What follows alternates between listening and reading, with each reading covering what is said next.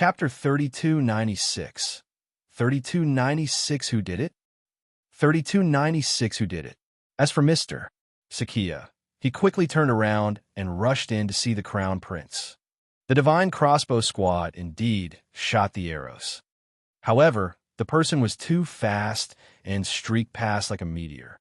Their range was limited, so the arrows missed. The violent blade guards had already drawn their sabers and rushed out. Mr. Sakia was worried about the crown prince, so he was the first to rush and look at him. There was naturally someone guarding the crown prince in the room. After all, they only had one crown prince. They couldn't afford to lose him. The crown prince is fine. Only then did Mr. Sakia slowly calm down. He was too anxious just now. This wasn't how he would usually act. Mr. Sakia surveyed his surroundings.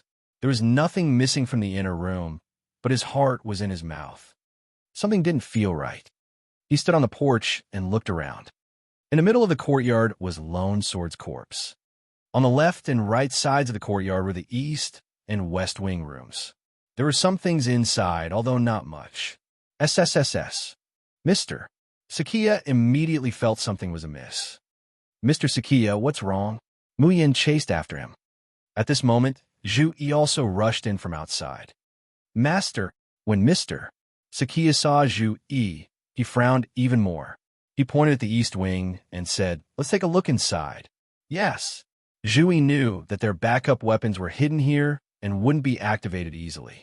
If they were activated, that meant that they were facing real trouble in battle. Also, the golden leg bone was inside. As the formation here was natural and rich in spiritual essence, it was the best way to maintain the spiritual essence of the golden leg bone. Therefore, Mr. Sakia casually placed the golden leg bone inside. No one had considered the possibility of it being stolen, since this was the main courtyard where the crown prince, Night Owl, lived, and which Mr. Sakia guarded. Moreover, there were layers of protection from a level 8 formation and inscriptions. How could it be lost? But now, Master Zhu Yi was stunned when he saw the empty basement. This couldn't be happening. How was this possible? Mr. Sakia was waiting for Zhu Yi to report, and the latter called out to him with a hint of panic in his voice. Mr. Sakia had personally taught Zhu Yi and knew what kind of temperament he had. It was definitely not a small matter to make Zhu Yi panic. Mr. Sakia didn't delay and immediately entered the room. Mu Yin was instantly curious. What was going on? No one stopped her, so she quickly followed. When she saw the rows of empty shelves and corners of the underground treasury, she was stunned. No way. I remember when I came down previously, there were inscription weapons on the shelves. And in this corner, there were large boxes of inscription bombs. No one answered Mu Yin. Mu Yin continued. Why did they suddenly disappear? Mr. Sakia, were you in the courtyard just now? Now that Mu Yin had her master's support, she became arrogant again. Still, no one answered her. However, Mu Yin felt great. It turned out Mr. Sakia could wear such an ugly expression. Mr. Sakia stared at Zhu Yi. Zhu Yi's expression was very ugly. Master, the golden leg bone. Mr. Sakia's face darkened. You didn't refine it? Zhu Yi smiled bitterly. Already had something going on and was about to come over to refine the golden leg bone. Who knew? Mr. Sakia was at a loss for words. He could only wave at Zhu Yi. It seems the golden leg bone isn't meant for the crown prince. Chapter 3297. 3297 Immortal Spiritual Fruit. 3297 Immortal Spiritual Fruit. He accepted it. However, Zhu Yi found it difficult to calm down. Jingyu had given up the golden leg bone. If Zhu Yi had refined it back then, none of this would have happened. Mr. Sakia's face was as dark as water. No one knew what he was thinking. Master, who do you think it was? Zhu Yi asked. Mu Yin looked at Zhu Yi as if she was looking at a retard. Who? Isn't it obvious? It was someone sent by the second prince. Didn't Lone Sword accept the second prince's bounty and try to kill your master? Lone Sword? Zhu Yi didn't know what had happened yet. Mister. Sakia didn't admit or deny it. His eyebrows knitted tightly together as he stared at the destroyed inscription, his eyes flickering. He stared at the spot where the inscription was destroyed and asked Mr. Sakia, is it possible that it was done by the Junwa Empire to frame the second prince? Muyan's eyes flashed. The first person she thought of was Fengwu. However, Mr. Sakia said to Zhu, I have a feel of this aura. Zhu, he went up to take a closer look and really found a faint aura. That person was from Dongseng. Zhu, he was very certain, because this was the aura of the people of Dongseng. It has the aura of a magical plant. Zhu, he confirmed again. Mr. Sakia nodded. Zhu, he said, this person is proficient in formations and inscriptions and is also a wood element cultivator. It's not difficult to track such a person down. I remember the second prince has such a person by his side. It was the second prince's master, Supreme Masterwood. Master, could it be Supreme Masterwood? The more Zhu he thought about it, the more he felt it was possible. But would Supreme Master would take away these inscription weapons and inscription bombs? Muyan was puzzled. Zhu, he said, what if he's deliberately trying to confuse us so that we wouldn't think it's him? Mr. Sakia let out a long sigh and instructed Zhu, find out who it was. Zhu, received the order and left. Muyan wanted to say something, but Mr. Sakia had already turned around and headed for the left side of the courtyard where he lived. After running out of the yard, Fengwu soon started to play hide-and-seek. As long as she could find a corner to conceal herself, she could turn into another person. So, how could they catch her? However, at this moment, she had no intention of leaving because she still had very important things to do. She didn't know where Mr. Sakia had placed the immortal spiritual fruit. A small immortal spiritual fruit would be easy to hide. Others wouldn't be able to find it easily.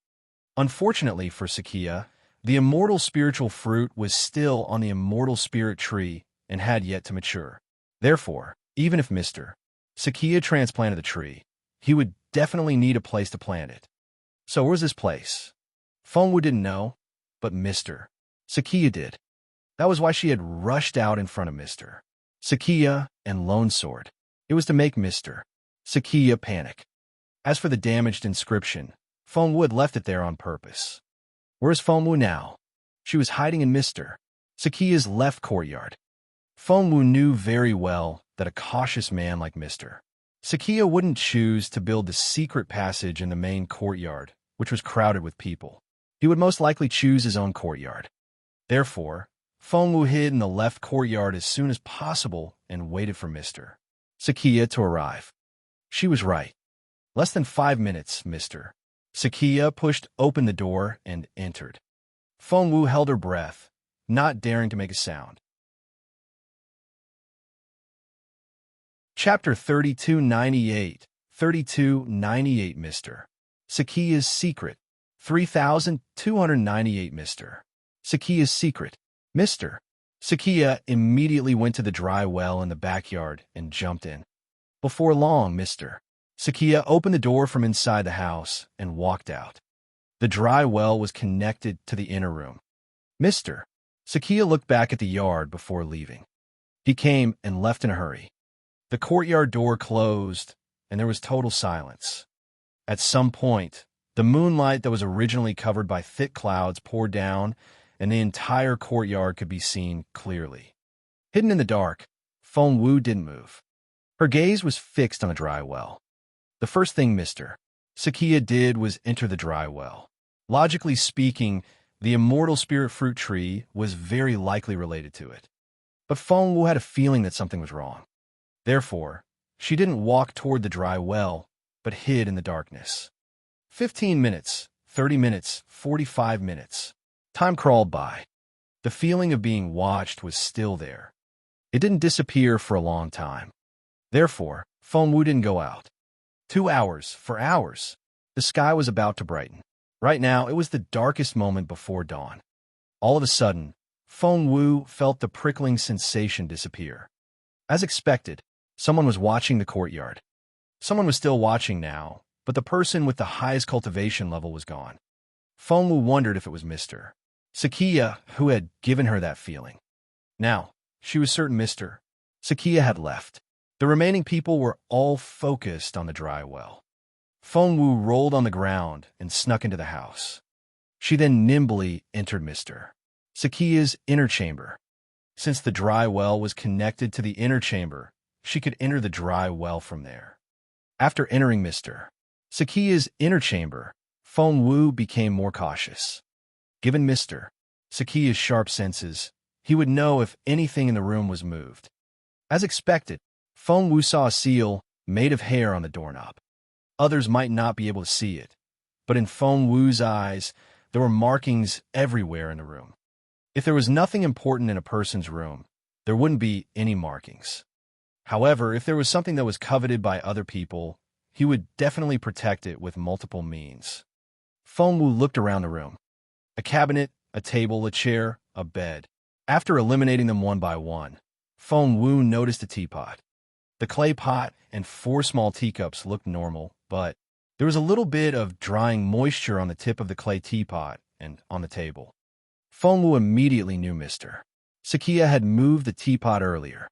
After locking onto her target, Feng Wu began to study the teapot.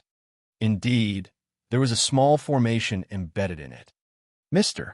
Sakia was indeed a capable man. He hid it so well.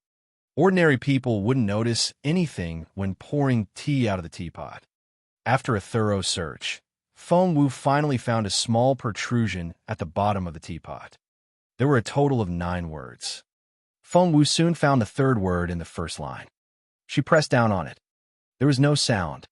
However, a door on the wall opened automatically. Why did Feng Wu find the 3rd word on the first line? The answer was simple. Mr.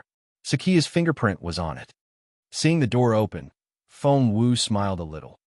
Mr. Sakia, what secrets are you hiding behind this wall? Chapter 3299. 3299 Secret 1. 3299 Secret 1. Mr. Sakia, what secrets are you hiding behind this wall? While Mr. Sakia was in the Crown Prince's courtyard, Feng Wu hurried into the underground passage. However, she was very cautious. Mr. Sakia was a very cautious person. He would be able to spot any clues Feng Wu left behind. Hence, Feng Wu closed the door and flew in. At first, it was a flight of stone steps that wound down. Feng Wu counted them, and after 99 steps, she finally reached the bottom. When she stood on the ground, what she saw shocked her. Was it an underground network of roads? Feng Wu saw paths stretching out, and she seemed to be standing at the center of the hub. There weren't many paths. Feng Wu counted 8 in total. It was as if a watermelon had been divided into the same 8 portions by 4 threads, and she was at the center. Feng Wu had never expected to see such a scene.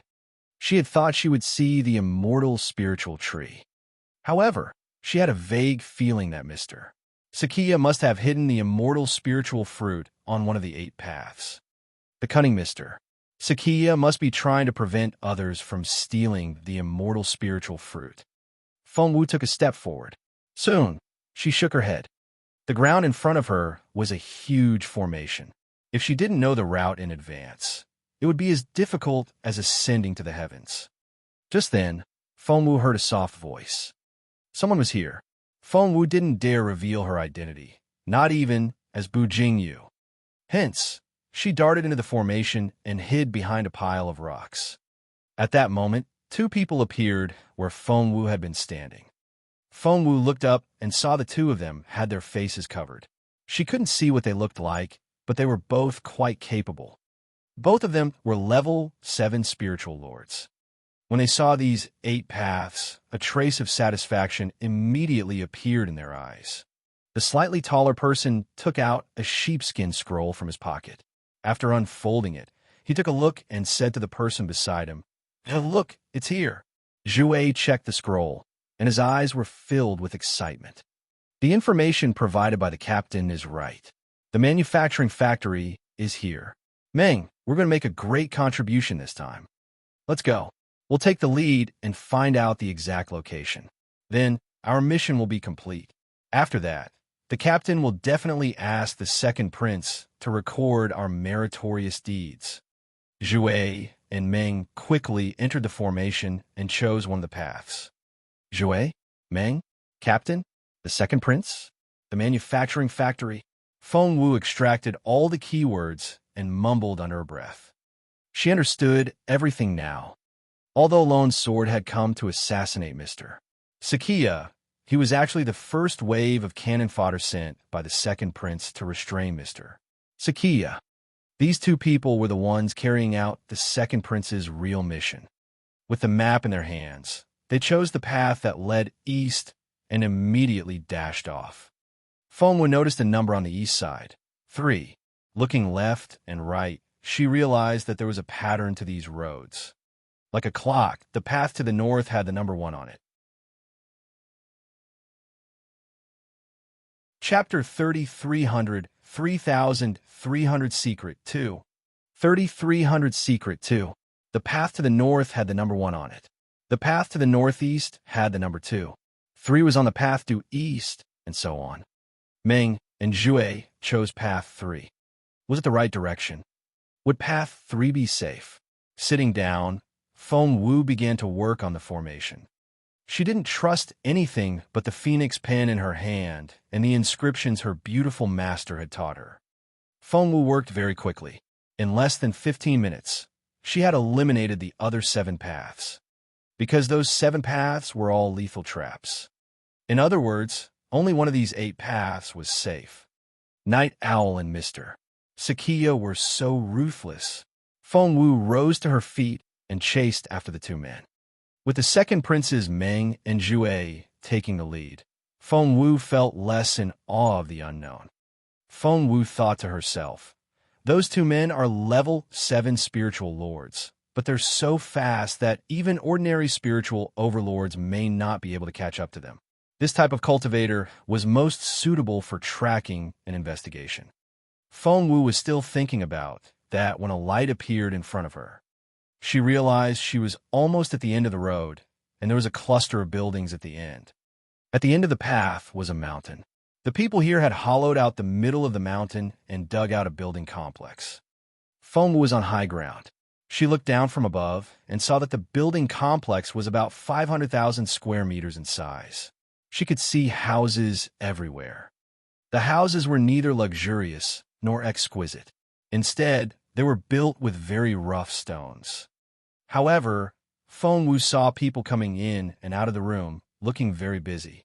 Wait, what was that? Feng Wu saw 10 people struggling to carry something covered in a black cloth out. Judging from the outline of the black cloth, Feng Wu realized it was a fighter jet. A fighter jet? Seriously? Feng Wu was dumbfounded. A few hours ago, when she moved the inscription weapons and inscription bombs from the underground warehouse in the east wing of the main courtyard into her storage space, she had wished there were some fighter jets there. However, she was looking at a fighter jet right now. There were 10 people carrying it. It had to be a fighter jet. Feng Wu was envious. She remembered very clearly that the Junwu Empire lacked the technology and couldn't even make a fighter jet. But now, in front of her, could this be a fighter jet manufacturing factory? Feng Wu was dumbfounded. What kind of luck was that? She felt like the daughter of the god of luck. Just as Feng Wu was getting dizzy from excitement, 2 people jumped at her and were about to attack her. Feng Wu realized what was going on. It was the 2 people she had seen at the intersection. Feng Wu knew they were treating her as their enemy, although they were indeed enemies. Zhuai, Meng, what are you doing? Feng Wu moved as fast as she could when they charged at her. She reprimanded them in the Dongseng language in a low voice and kicked them away at the same time. It was true that Feng Wu was a level 6 spiritual lord. It was also true that they were level 7 ones. But, after all, Feng Wu wasn't only invincible among her peers, she could also defeat opponents above her level. Moreover, she was so fast that she sent them flying before they could react. Chapter 3301. 3301 Aircraft Manufacturing Plant 1. 3301 Aircraft Manufacturing Plant 1. Feng Wu used her strength in a clever way.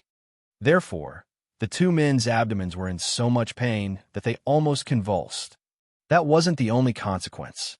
When they were kicked away, they didn't dare to land. Because they would make a sound when they landed, they tried their best to deflect the force. This time, it hurt even more. However, what shocked them even more was, how did this person know their names? At this moment, 10 people were carrying a fighter jet toward them. Feng Wu glared at them and lowered her voice. If you want to die, don't drag me down with you. Get over here. This tone of command was so decisive. However, when Feng Wu gave the order, the two of them went over obediently.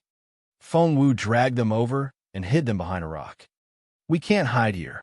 We'll be discovered. Zhui was anxious. Feng Wu said, shut up. Zhui wanted to say something else, but Feng Wu glared at him. Useless. If I'd known you were such a coward, I wouldn't have let our captain send you here. Captain.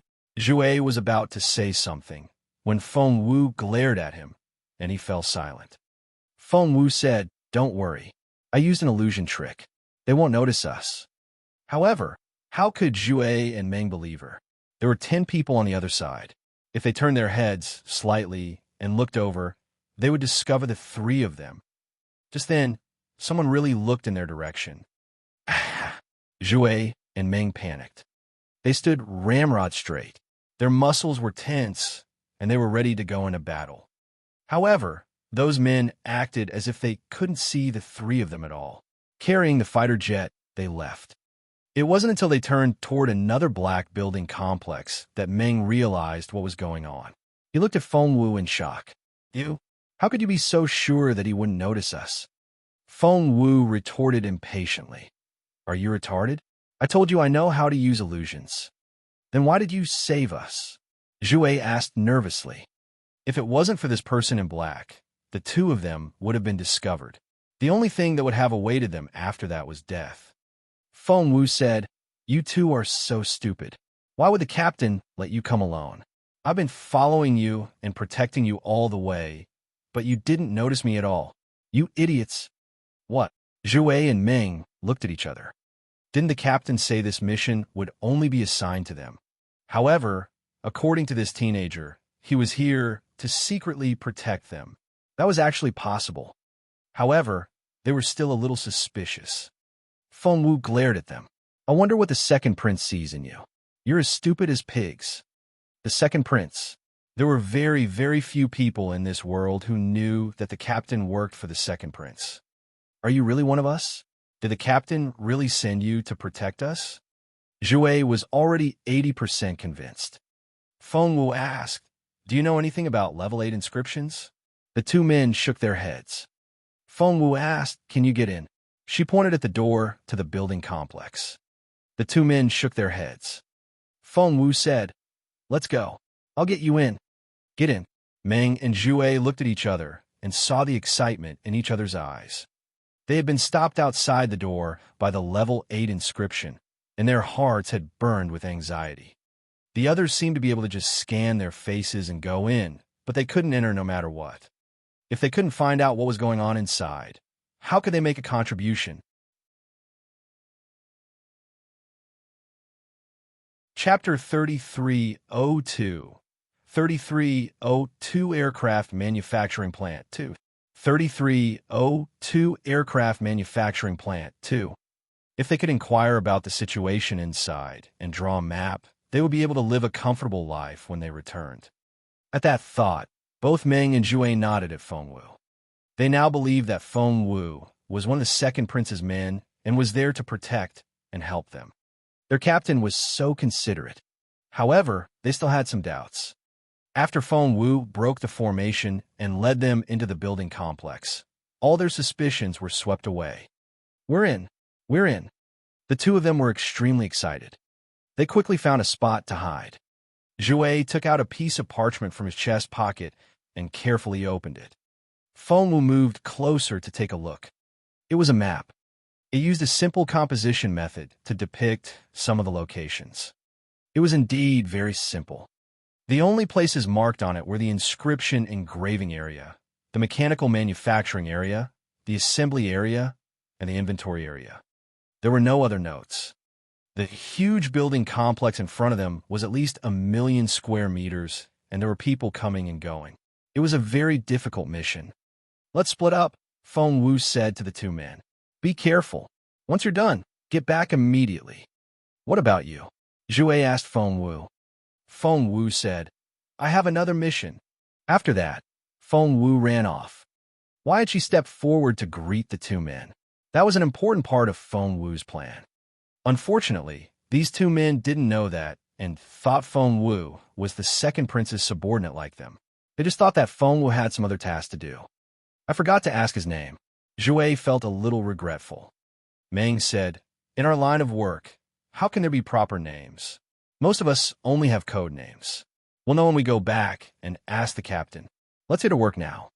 The main reason they came this time was to take the lead and probe for more information. They would draw a map and submit everything. The second prince would naturally send very capable people to carry out this mission. Meng and Zhue both knew the second prince was trying to destroy this underground fighter jet manufacturing plant and frame the crown prince. This would make His Majesty lose trust in the crown prince. "Right now, we have a common interest with the Junwu Empire." Zhue let out a long sigh. Meng stared at him. "Don't say that. The second prince will never cooperate with the Junwu Empire. Otherwise, he'll be killed." At the same moment, Feng Wu was rushing towards the inscription section at her fastest speed. The inscription propeller. Feng Wu hadn't forgotten how shabby the magical equipment division was. They couldn't even make an inscription propeller. When she finally got her hands on a propeller, she got halfway through taking notes when someone made trouble for her, and the inscription propeller was gone again. Feng Wu was at a loss. If she were given some time to study it, she might really be able to build one after a while. Since Dongsang already had completed ones, and her time was so precious, why should she spend it on research? Hence, Feng Wu went straight to the inscription section. She wanted to steal the inscription code. In the dark, Feng Wu moved as fast as a shooting star. When one took a closer look, they would think they were seeing things. Within a few breaths, Feng Wu arrived at the inscription section. However, before she could enter, she heard two people not far away. The two of them were squatting and smoking while chatting. Feng Wu didn't pay much attention at first, but the first thing they said stunned her. Chapter 3303. 3303 Second Generation Jet. 3303 Second Generation Jet. The two of them were smoking while chatting. Feng Wu didn't pay much attention at first, but the first thing they said stunned her. "Are we really going to attack Nest Fortress?" Hearing that, Feng Wu slipped and almost fell. Finally, she managed to stabilize herself and didn't hit the wall with a bang. Hiding in a dark corner, Feng Wu wasn't in a hurry to leave. She stared at the two people in front of her. The other person added, "From the looks of it, the war really is coming. That's great.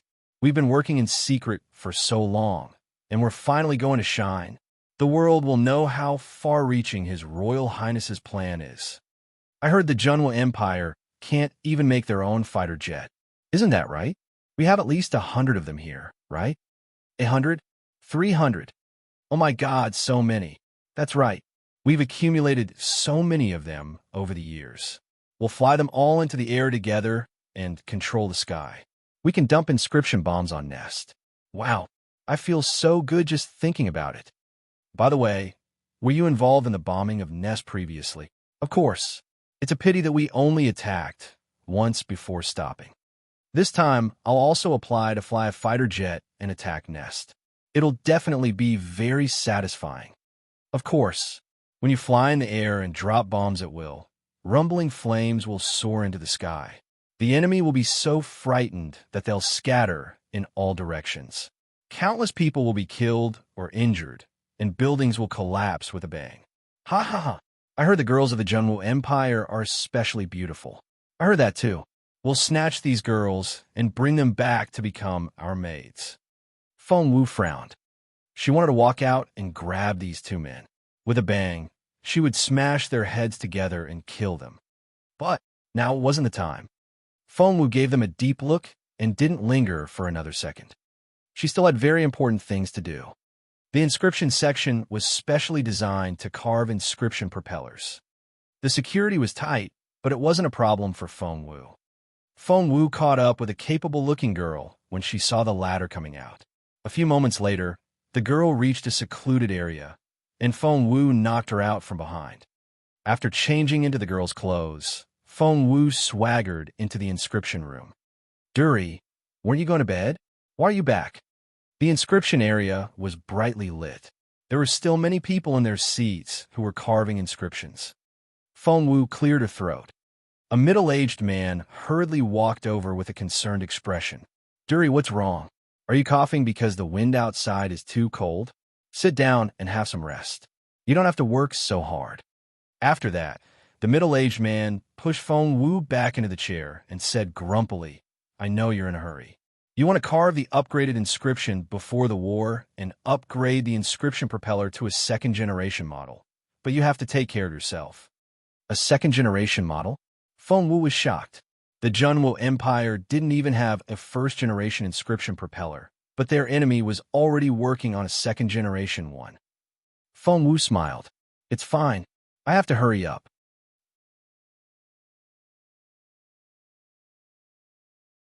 Chapter 3304. 3304 Hide 1.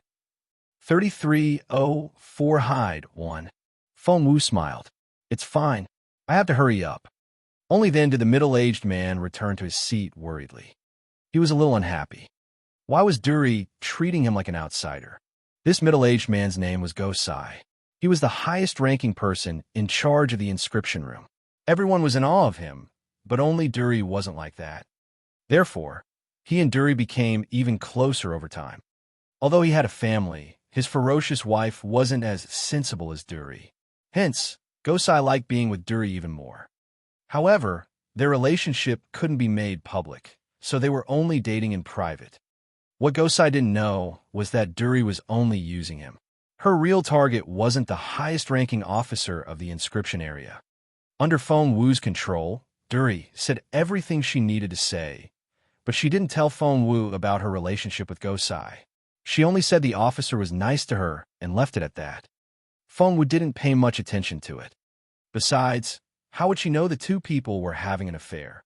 However, Gosai's concern for her made Feng Wu suspicious.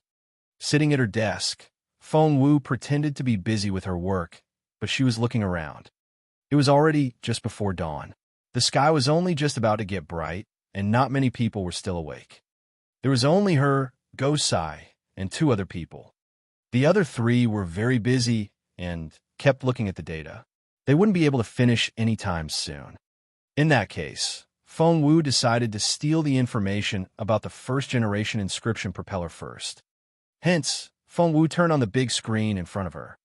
Soon, lines of inscriptions and codes appeared before her eyes.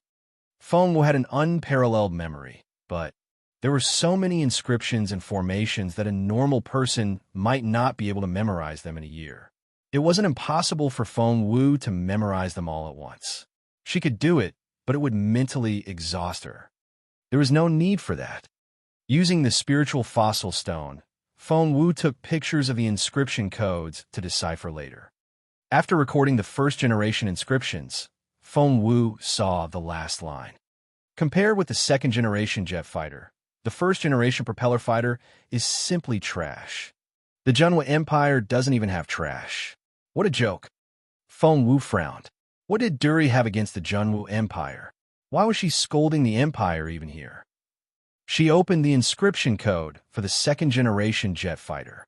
At the top of the code, Duri wrote, "For the second-generation jet fighter, the fuselage has to be made of metal. We'll write a line on the fuselage. We won't return home until the Junwu Empire is destroyed." Feng Wu's stomach lurched. We won't return home until the Junwu Empire is destroyed. They wouldn't return home until they destroyed the Junwu Empire. Duri really hated the Junwu Empire. Feng Wu smirked inwardly. Since you hate the Junwu Empire so much, I won't worry about stealing your inscription code. Feng Wu flipped through the pages on Duri's big screen and took pictures. It didn't take long for Feng Wu to get everything she could. After Gosai finished discussing things with his disciples, he was about to turn to Duri when he saw her stand up. "What's wrong? You don't look well. Your voice is a little hoarse too." After that, Gosai put his hands on Feng Wu's shoulders. Feng Wu frowned and wanted to slap him, but Chapter 3305 3305 Hide 2 3305 Hide 2 In the end, she pushed him away and nodded at him. "I have a headache. I'll take a break." Gosai said, "I'll walk with you." Just then, someone shouted from not far away, "Master Gosai! Master Gosai!" Feng Wu said in a serious tone, "You can focus on your work here. We'll be dealing with the Junwu Empire soon. You know what I mean." Gosai said, "Duri, don't worry. Your parents were killed by Feng Xiangnan. Nest Fortress will be destroyed soon, and you'll have your revenge." Feng Wu nodded and urged him, "Go now." Gosai looked at Feng Wu reluctantly. "Be careful." Feng Wu nodded. Gosai tried to squeeze Feng Wu's hands again, but Feng Wu cleverly avoided his hands. Gosai thought his beloved girl was getting impatient. He lowered his voice and said to Duri that Shrew has been taking slow-acting poison for so long and is about to die. Just wait. Feng Wu was speechless. She understood everything now. Gosai and Duri were worse than animals. Instinctively, Feng Wu's breathing got a little heavier, and Gosai could feel it. Thinking that his beloved girl was happy, he couldn't hide the smile on his face. "Just be patient and wait. Everything will get better." Gosai left quickly because his colleagues were still calling for him. Meanwhile, Feng Wu stared at Gosai and secretly shook her head. There were too many inscription materials in this place. If this place was destroyed, then Feng Wu saw that no one was paying attention to her. She smiled a little. She placed the inscription bombs which she had stolen from the East Wing in every corner according to the formation. The bombs were hidden well, and it was very difficult to spot them. It was said an inscription bomb the size of a fist could blow up a house. Now that Feng Wu had buried a quarter of the bombs which she had, it would be able to cause a huge explosion. However, she couldn't bomb the place for the time being because she had more important things to do. Feng Wu left the inscription section and headed straight for the fighter jet area. On the way, she passed by a secret spot and crouched down to look at Duri, whom she had knocked out earlier. She hadn't intended to kill Duri before. Since she now knew Duri's true nature, she wasn't going to let the latter live. Duri seemed to sense something and woke up. She was infuriated to see Feng Wu because she saw a face that was almost identical to hers. "Though, you're pretending to be me." Duri gritted her teeth and glared at Feng Wu. To be fair, Duri was quite beautiful. She had fair skin, beautiful legs, a slender figure, and a clear voice. She had always been proud of her appearance and had used her beauty to obtain many benefits. Feng Wu looked at her and sighed. "You shouldn't have lied to me. I didn't. You've discovered my relationship with Gosai." Duri was very smart and instantly realized what had happened. Since she knew then, Duri was about to scream when Feng Wu grabbed her by the throat. "Don't you know I've already set up a sound barrier around here?" Feng Wu said grumpily. Duri was very well versed in inscription machines, but she was much weaker in other aspects. Feng Wu could easily kill her. "As long as you let me go, I'll work for you." Duri gritted her teeth.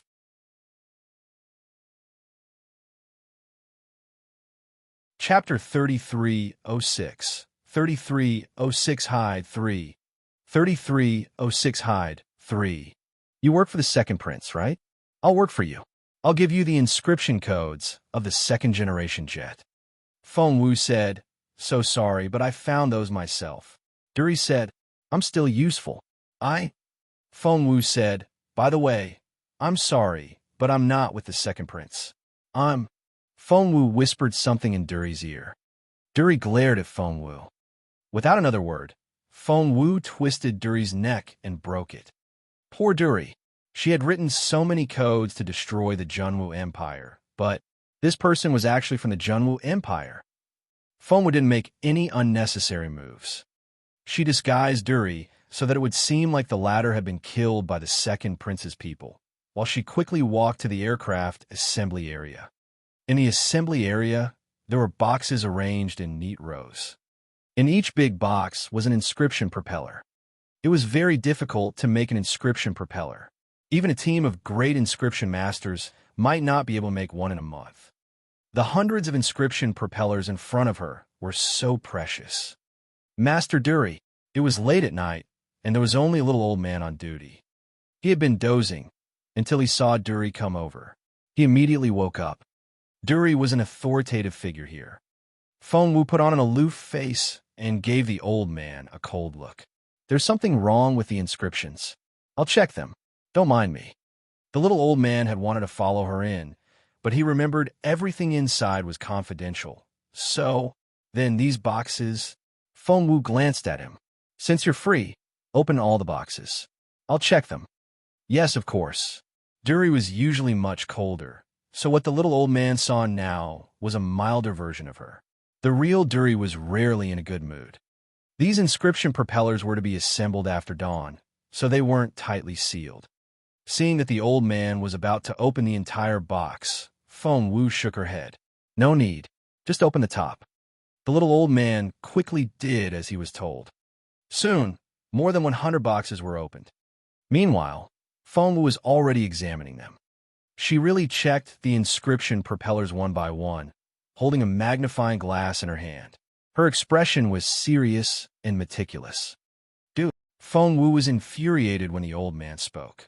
You're disturbing me. Her tone was very impatient. The little old man didn't dare make another sound. Everyone knew about the affair between Gosai and Dury. Dury was the most powerful inscription master here, while the little old man was just a gatekeeper. How could he dare offend her? Go stand guard outside and don't disturb me. Feng Wu snapped at him. Yes. I'll go out immediately. I'll go out immediately. The little old man ran very quickly. Seeing the old man run away, Feng Wu smiled a little. Actually, her heart had been racing since she got here. There were experts everywhere. If she revealed even the slightest flaw, she would be killed on the spot.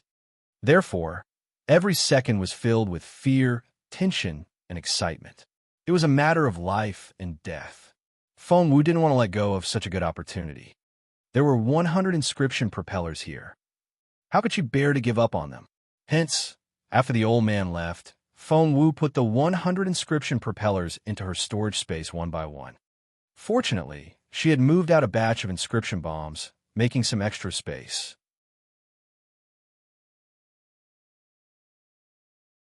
Chapter 3307.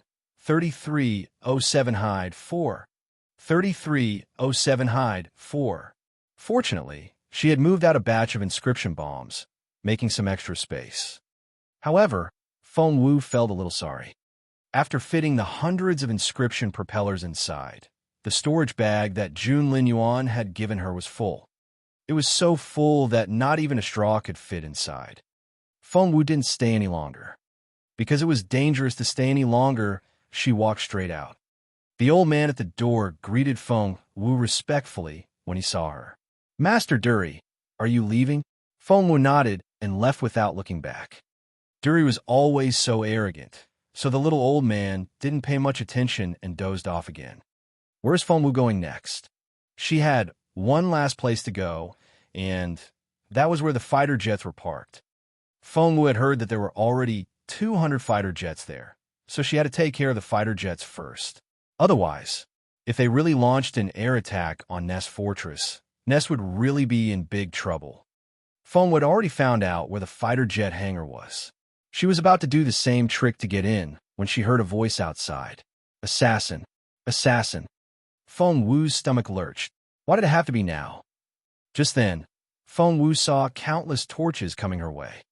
2 men were running at the front. Weren't they Meng and Jue? Their faces were covered with black scarves, but Feng Wu could tell from their body shapes. These 2 people had ruined her plans. Feng Wu was displeased. Moreover, she clearly saw that Jue, who was running behind, had been shot several times in the legs and was slowing down. I'll cover you. Go. Jue lowered his voice and said to Meng. As he spoke, he handed a jade bracelet to Meng. There was reluctance in Meng's eyes, but he still nodded solemnly in the end. After saying this, Zhui turned around and headed toward the enemy. Zhui had tied explosives around himself, so he rushed into the crowd without caring about his life. Boom!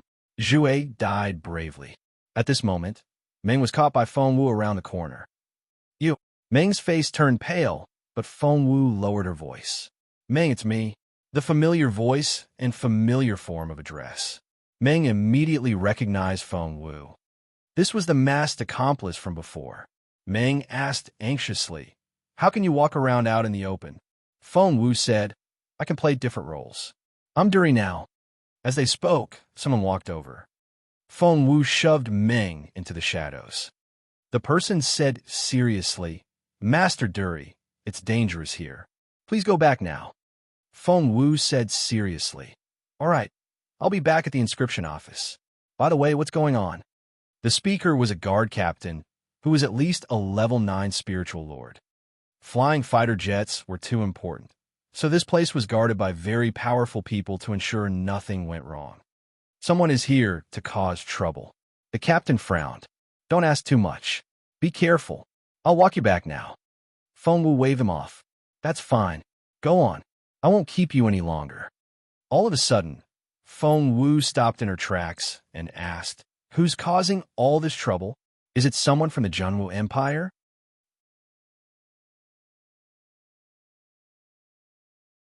Chapter 3308.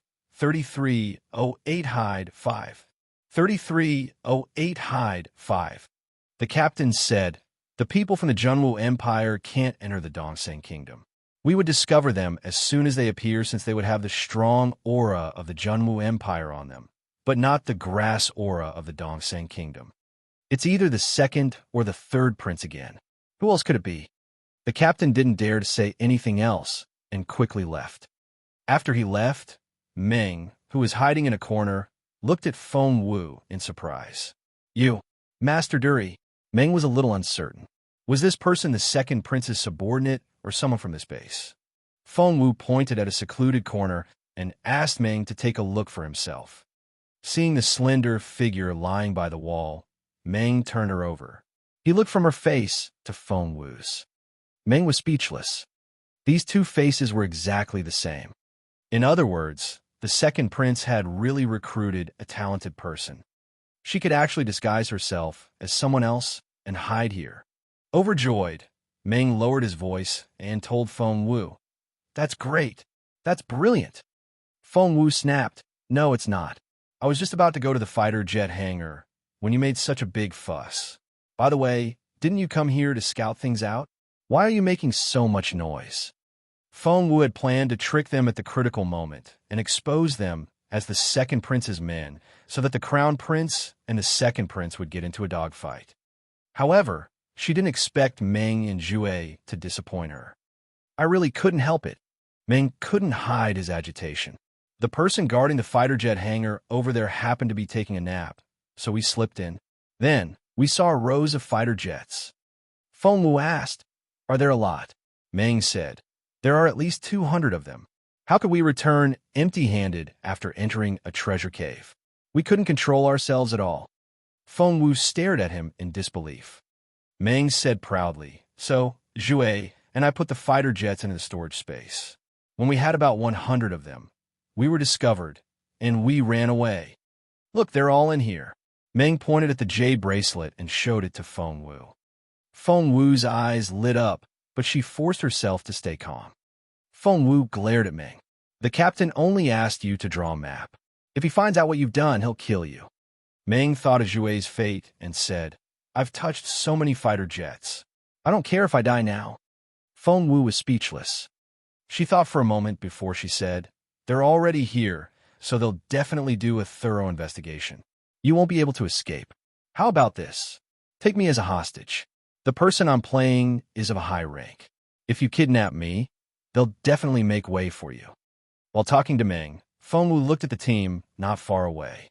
The entire team had already gathered, and the entire road was surrounded. Not even a fly could sneak out. Feng Wu was a little anxious. The situation was getting tenser and tenser. Ming took a deep breath and said, I can't run away. Actually, from the moment we started collecting the fighter jets, we knew we couldn't escape. The fighter jets are such an important treasure. How can they not take precautions? They'll definitely catch us.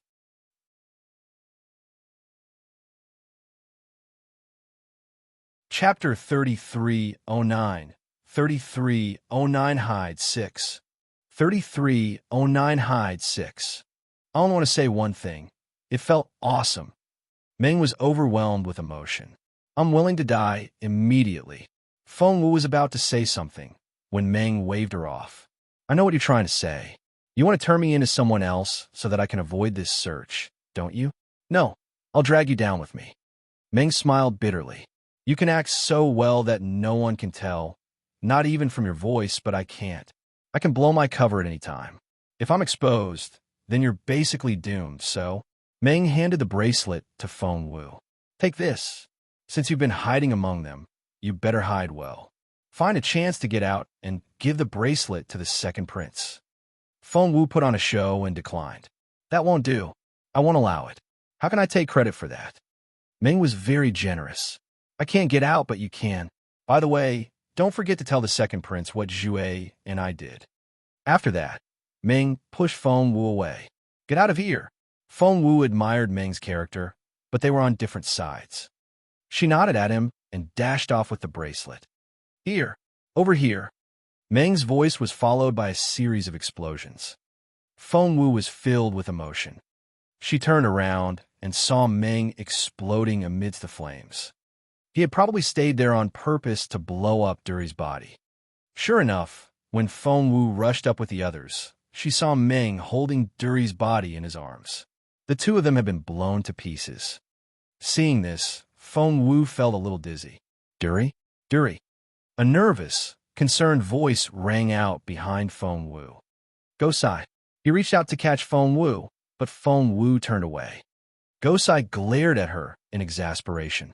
Duri, why are you throwing a tantrum? Feng Wu just didn't want him to touch her, but she couldn't arouse his suspicion. Hence, Feng Wu glared at him. We're in public. Watch yourself. Gosai was thrilled. He wasn't angry anymore after being scolded by Feng Wu. Instead, he smiled. I'm just worried about you. By the way, were you alright just now? Feng Wu waved him off. I'm fine. I just ran into a lunatic and was almost taken hostage. Luckily, I ran away fast enough. Gosai said to Feng Wu, get inside. I'm going to check out what's going on. At that moment, someone was already calling for Gosai. He reminded Feng Wu, other places may be dangerous, but our inscription room is safe since Mr. Sakiya set up the formation himself. Feng Wu nodded and saw a group of people rushing toward them along the road. She raised an eyebrow. Mr. Sakiya is here. Gosai immediately relaxed. That's right. Mr. Sakiya is here. I'll go look for him. Go back now. Feng Wu nodded. As she walked back, she heard Mr. Sakiya's command behind her. Not even a fly is allowed to leave here. It seems she would have to stay in the underground manufacturing plant for a few days as Duri. Feng Wu tried to recall if she had given herself away. Suddenly, her pupils contracted. She almost forgot. She really had given herself away a little.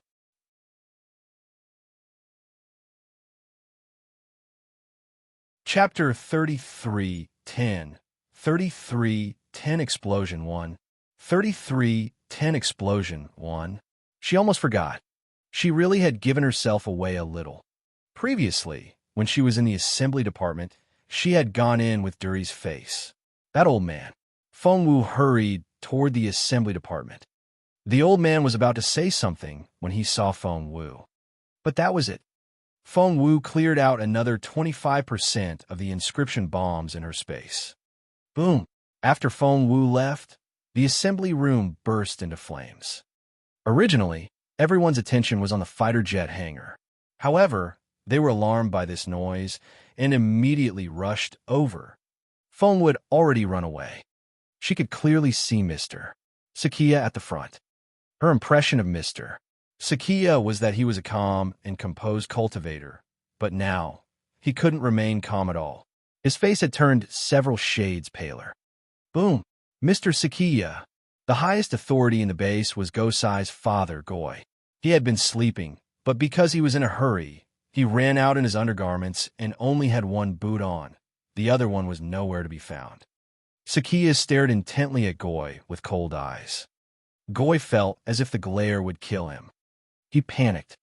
Actually, he hadn't stayed in the underground base tonight. It was dark and humid here, so he would run topside from time to time. This time, he had been sleeping soundly in the courtyard above ground when the series of explosions woke him up. The assembly department. I remember there are inscription propellers there. Goy's expression was extremely ugly. At that moment, the department head in charge of the assembly department rushed over. Upon seeing Goy and Mr. Sakiya, his face turned terrified and pale. He couldn't even stand straight and dropped to the ground. Goy asked anxiously, the assembly, how many inscription propellers were there? The head of the assembly department said, 100. They were just shipped in not long ago. Someone had already rushed in despite the flames. However, the explosion had been too intense. They couldn't even stand close, so how could they salvage anything? Those were inscription bombs. Mr. Sakiya's face was terrifyingly pale. He clutched his chest and had the urge to vomit blood. The inscription bombs were strictly controlled and in the hands of those in power like himself. No one could come into contact with them or mobilize them. However, the explosion had started in the assembly area. Who did it? Goy was so angry that his eyes turned red. No one answered. There are 100 inscription propellers in the assembly warehouse. Have they all been blown up? No one answered him. Goy turned around and saw two people kneeling on the ground. One was the head of the assembly department. It was normal for him to kneel because the assembly department was blown up like this, but the other person was the head of the aviation department. Why was he kneeling?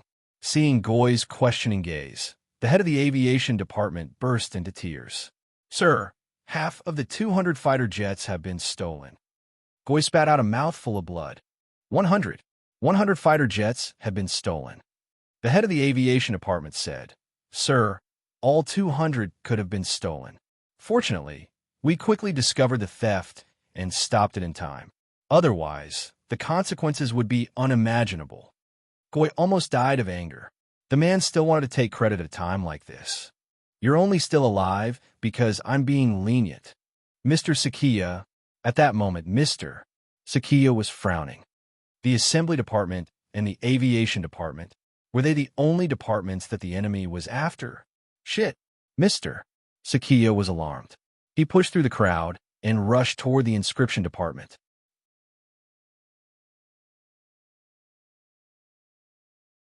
Chapter 3311. 3311 Explosion 2. 3311 Explosion 2. However, at that moment, boom, there was the sound of a big explosion in the inscription area.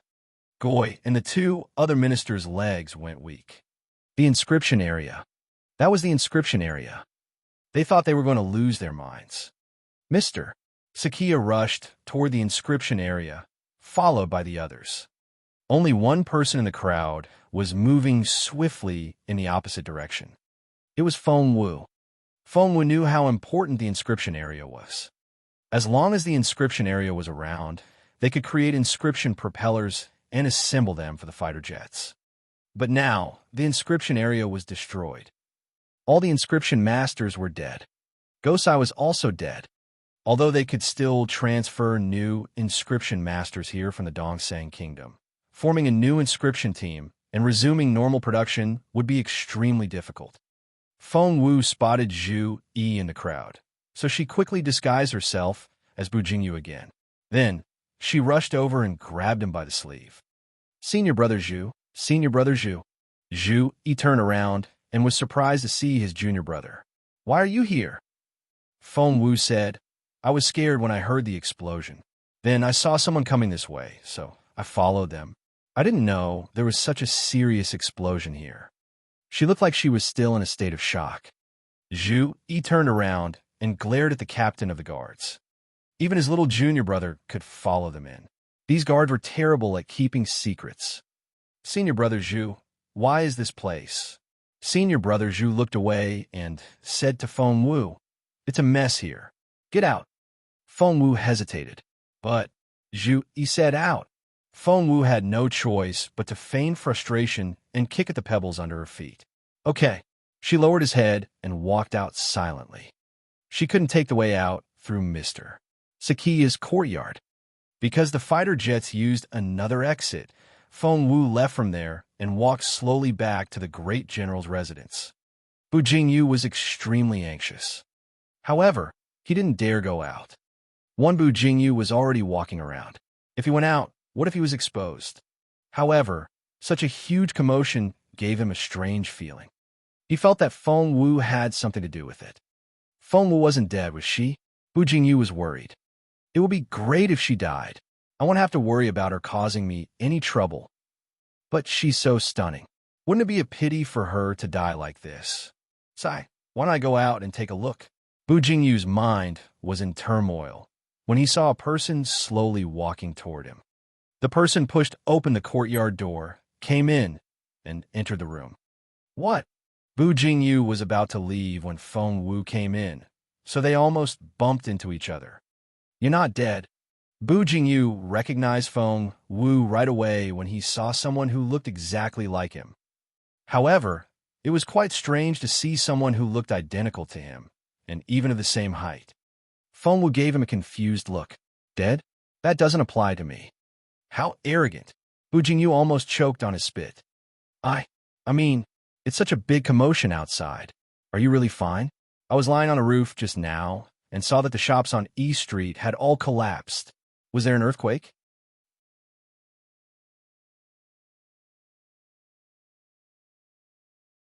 Chapter 33:12. 33:12 Explosion 3. 33:12 Explosion 3. Feng Wu had been in a state of high tension the whole night. When she finally got back to the courtyard, she simply lay down, put her hands in her pockets, and took a break to recover her energy. By then, Bu Jingyu was already by her side. He could tell from Feng Wu's words that she knew what had happened. Seeing how exhausted Feng Wu looked, Bu Jingyu poured her some tea. Feng Wu finished it in one go. Bu Jingyu fetched a plate of fruit and placed it right next to Feng Wu's hand.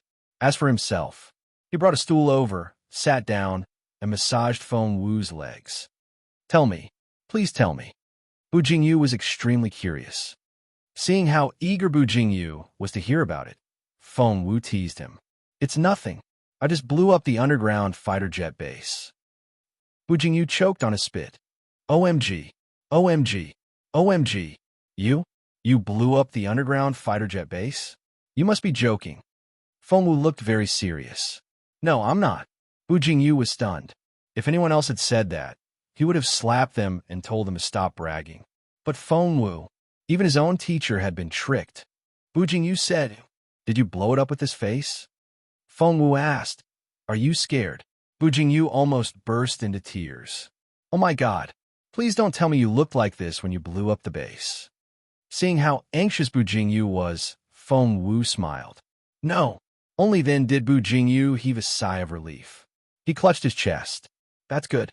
I was scared to death." Feng Wu said, "But don't you hate me for blowing up your base?"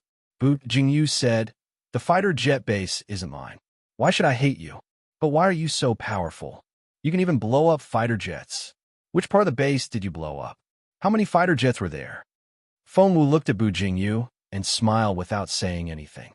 Bu Jingyu asked, 1, 2, 10. Bu Jingyu asked, "Don't tell me you blew up 10 fighter jets." Feng Wu said, "How can there be so few? I blew up everything I could. Your inscription department, assembly department, and aviation department." Thump. Bu Jingyu dropped to the ground and knelt down in front of Feng Wu. "Did you really blow them all up?" Feng Wu said, "Yup." However, Bu Jingyu didn't completely believe her since he didn't think it was really possible. How could one person do such a thing? Since it was a fighter jet base, there had to be a lot of people guarding it. Besides, where did Feng Wu get the inscription bombs? Bu Jingyu tried to comfort himself. However, such news couldn't stay hidden. After all, a large area of E Street had collapsed. It was an unfortunate event, The entire fighter jet base was below the street. How could the houses above withstand the explosion? Feng Wu wasn't going to say anything more to Bu Jingyu. If the kid accidentally let out the secret, the consequences would be unimaginable. Although tonight's events had exceeded Feng Wu's expectations, she still had no idea how to complete her biggest mission. The immortal spiritual fruit. It would ripen in another day. Where had Mr. Sakia hidden it? Feng Wu suddenly stood up. Boss, where are you going? Bu Jingyu had already gotten used to calling her boss.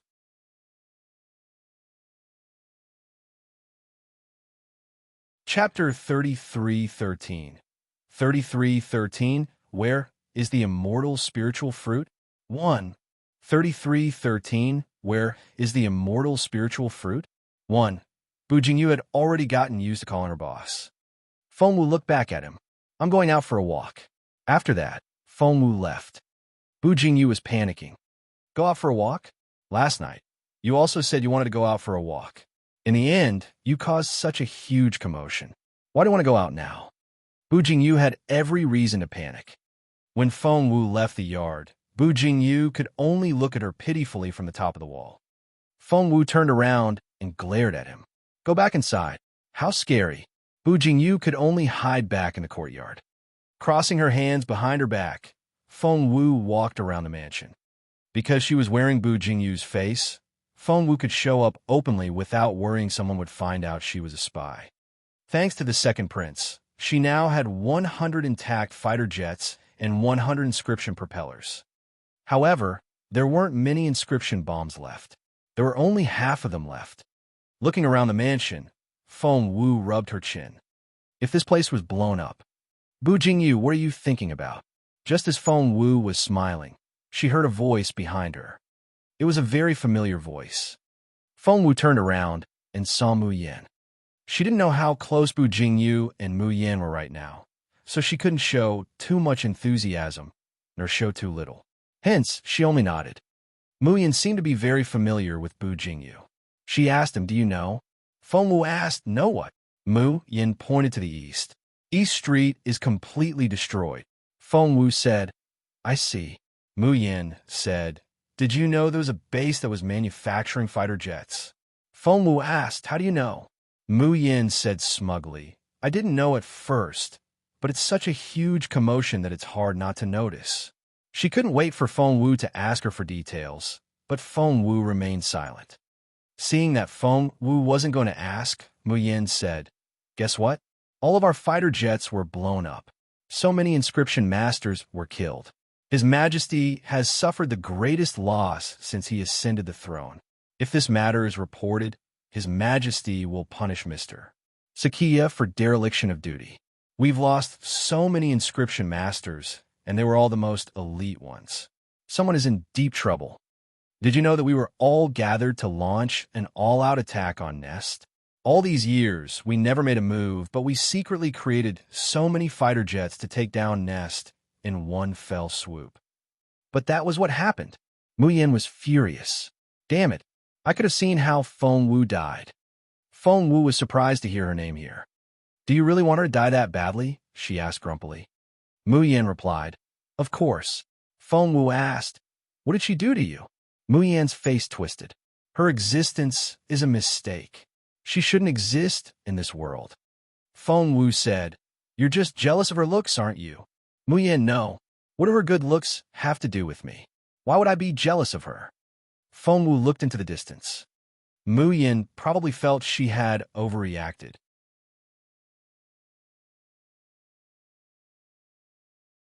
Chapter 33:14. 33:14. Where is the immortal spiritual fruit? 2. 33:14. Where is the immortal spiritual fruit? 2. Mu Yan probably felt a little guilty too. She glared at Feng Wu. You stupid kid. What do you know? Feng Wu stood up. All right, I don't understand anything. I'm leaving. Mu Yan glared at Feng Wu. Stop right there. Feng Wu looked back at her. What? Mu Yan said, my master is so busy. The crown prince is in a coma, and your master is so unlucky. No one is talking to me. Won't you talk to me? Feng Wu suddenly had an idea. She asked involuntarily, What's your master busy with? Muyin finally found an outlet to vent her anger. She complained loudly. Of course, my master is busy saving the crown prince. Tell me, why is Jun Linyuan awake? Why isn't the crown prince awake? I've been thinking about it. Feng Wu asked, thinking about what? Muyin said, I'm thinking about why Jun Linyuan is awake. Logically speaking, only the immortal spiritual fruit can wake someone up. We lost the immortal spiritual fruit, and Jun Linyuan woke up. What do you think? Feng Wu said, but. Muyin said, no buts. The more I think about it, the more I feel that someone from the Junwu Empire must have stolen it. Feng Wu looked at Muyin as if the latter was a retard. Didn't you steal it? Muyin said, of course not. Actually, there's something I haven't told Mr. Sakia. I'm not sure if I should tell him or not. Feng Wu's stomach lurched. It couldn't be what she thought, could it? As expected, Muyin looked at Feng Wu and said in all seriousness, actually, when I was refining the immortal spiritual fruit last time, I sensed someone come in. The person knocked me out while I was opening the cauldron and stole the immortal spiritual fruit liquid. Feng Wu looked at Muyin calmly. When she was opening the cauldron, did she forget how she had almost destroyed the immortal spiritual fruit? Feng Wu looked at her indifferently. Are you sure? Should we go to my master now? After that, Feng Wu dragged Muyin to the door. Don't. Muyin didn't dare provoke Mr. Sakia at that moment. I've been trying to find an opportunity to tell Mr. Sakia, but I kept stalling. Then there was such a huge explosion. Muyin crouched down on the ground. He let me off on account of my master. How would I dare go see him now? Feng Wu asked, are you going to tell him or not? Muyin crouched down on the ground and shook her head. I won't say it. Feng Wu asked, then why are you telling me? Muyin said, I'm just feeling suffocated. I need someone to talk to. Bu Jingyu, why are you so mean? Feng Wu didn't know what to say. She was getting a little carried away. Feng Wu asked, so what do you want to talk about? Muyin said, I can't get over it. Feng Wu said, so. Muyin said, the moment I start refining, I remember that incident. I can't concentrate on refining at all. I'm adrift. After that incident, I haven't succeeded in refining any supreme level elixirs. Feng Wu said, but. Muyin said, guess what? I even suspect that the person who stole my immortal spiritual fruit is Feng Wu. Feng Wu said, don't spout nonsense if you don't have any evidence. Muyin said, it's precisely because I don't have any evidence that I don't dare tell Mr. Sakia. Now that Mr. Sakia is busy with the fighter jet base, he's entrusted the second immortal spiritual fruit to my master. Feng Wu was astonished. That was right.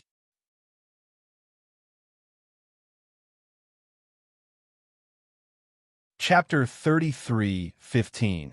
3,315 Second Senior Brother. 3,315 Second Senior Brother. Feng Wu looked at Muyin in astonishment. Why didn't she think of this before? She had specifically targeted Mr. Sakia, but he was too cunning. He didn't check the immortal spiritual fruit at all. That was how calm he was. Therefore, no matter how closely Feng Wu watched him, she couldn't steal the fruit from Mr. Sakia. But Mr. Sakia wasn't a medicine refiner, so he had no way of refining the immortal spiritual fruit. Therefore, the immortal spiritual fruit would eventually end up in someone else's hands. Others wouldn't be as meticulous and flawless as Mr. Sakia. For example, she couldn't find any flaws with Mr. Sakia last time, so she turned to Muyin instead. This time, Feng Wu's new target was Muyin's master, Emolan. Why are you so happy? Muyin gave Feng Wu a strange look. Feng Wu said, I think you're too idle. It's good to be busy. Muyin sneered.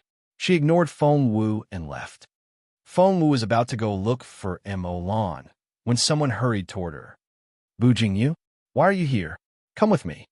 The tall and thin man was in his 20s and had deep-set eyes.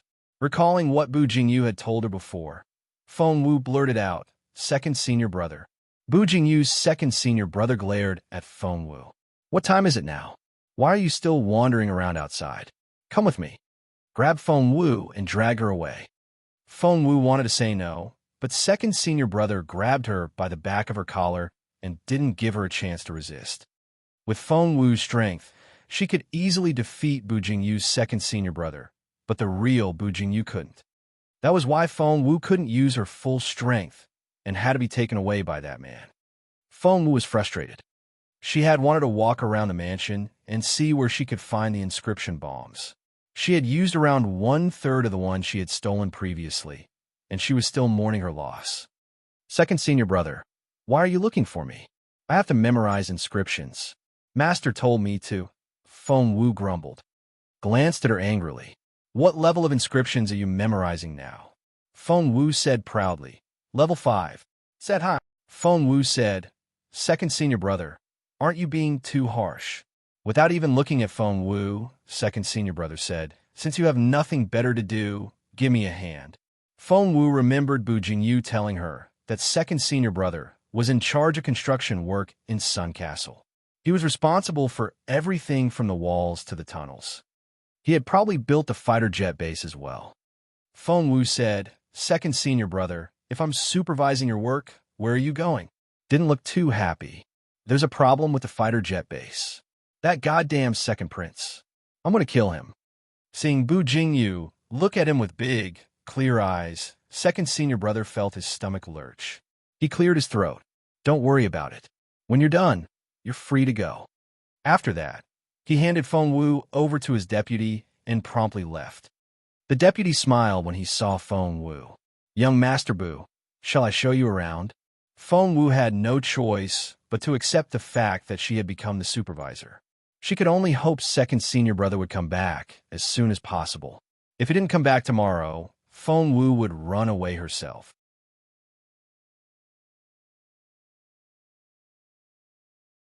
Chapter 33:16. 33:16, the Second Prince. 33:16, the Second Prince. They were now outside the walls of Sun Castle. The castle wall was 3 kilometers away. They were on the only road leading to the castle. Feng Wu asked involuntarily, what are you working on now? The deputy told Feng Wu in all seriousness, burying inscription bombs. Feng Wu was speechless. Seeing the confused look on Feng Wu's face, the deputy said seriously, we'll plant the inscription bombs here and along this road. When the Junwu Empire comes after us, we'll be able to detonate the bombs. Feng Wu asked, why will the Junwu Empire come here? The deputy looked at Feng Wu as if she was dumb. If they don't come after us, we'll create an opportunity for them to come after us. It won't be difficult. Feng Wu was speechless. Hence, Feng Wu saw baskets of inscription bombs. From afar, she could tell that there were at least tens of thousands of them, and there were more to come. They were burying all the inscription bombs here to blow up the people of the Junwu Empire. Feng Wu nodded with a straight face. The deputy showed the blueprint to Feng Wu. Do you think anything here needs to be edited? In fact, the deputy knew Bu Jingyu's strength. He knew Bu Jingyu didn't even know level 5 inscriptions, so it was useless to ask him. He probably couldn't even understand the blueprint. However, Bu Jingyu was Mr. Sakiya's disciple. With him as the supervisor, they would have one more person to take responsibility. Seeing the look in the deputy's eyes, Feng Wu knew what he was thinking. It seemed second senior brother didn't treat Bu Jingyu as well as Zhu Yi did. Poor kid. Crossing her arms, Feng Wu said calmly, I'm just supervising on second senior brother's behalf. I'll do whatever the blueprint says. If anything happens, it has nothing to do with me. After that, Feng Wu found a tree branch and went to sleep on it. The deputy didn't get what he wanted, but Bu Jingyu was there, and that was enough. Seeing that Feng Wu was snoring, the deputy went to do his own thing. Of course, Feng Wu wasn't sleeping. When the deputy showed her the blueprint just now, she had already secretly made a copy of the area where they had buried the inscription bombs. The blueprint was very big. It extended from the outside of Sun Castle to the Dalus Woods and the border. The area was filled with bombs. If the troops of the Junwu Empire stepped on them, they would be blown to pieces. It was a good thing she had seen this blueprint. Otherwise, the cultivators of the Junwu Empire would be in big trouble. Feng Wu was still trying to figure out how to deal with the inscription bombs, while someone in one of the restaurants in Sun Castle was so angry that his lungs were about to explode. The entire fighter base was blown up. The second prince of the Dongseng Kingdom was a handsome man, although he wasn't as good-looking as Night Owl. He was so angry that he smashed the bowl in his hand. What did Zhu and Meng do? Why did they blow up the base? Why did they make such a big fuss? The second prince was so angry that he threw a bowl at the leader of the assassination team, who was kneeling on the ground. The leader of the assassination team had a bitter expression on his face. How was he supposed to know those two were so capable? I don't know what information they leaked. If the others find out who they were, the second prince hesitated. They would have done me a great service if they weren't exposed. But we'll kill their entire families if they were exposed, the second prince said angrily. Just then, someone entered the room. My lord, there's news from inside. They suspect you sent someone to blow up the fighter jet base.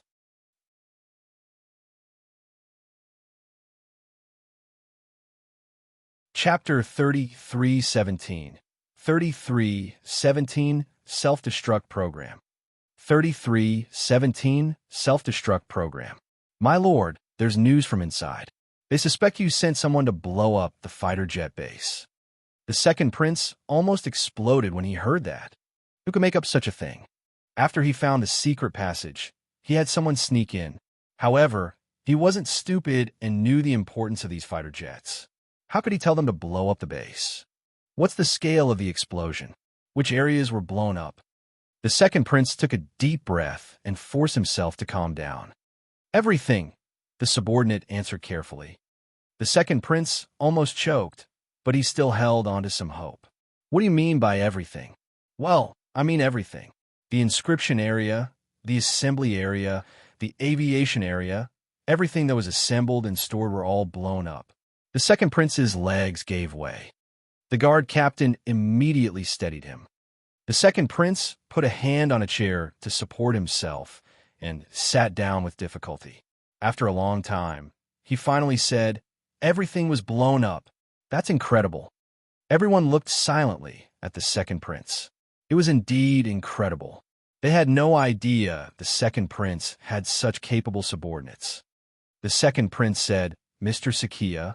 The messenger carefully said, "Although Mr.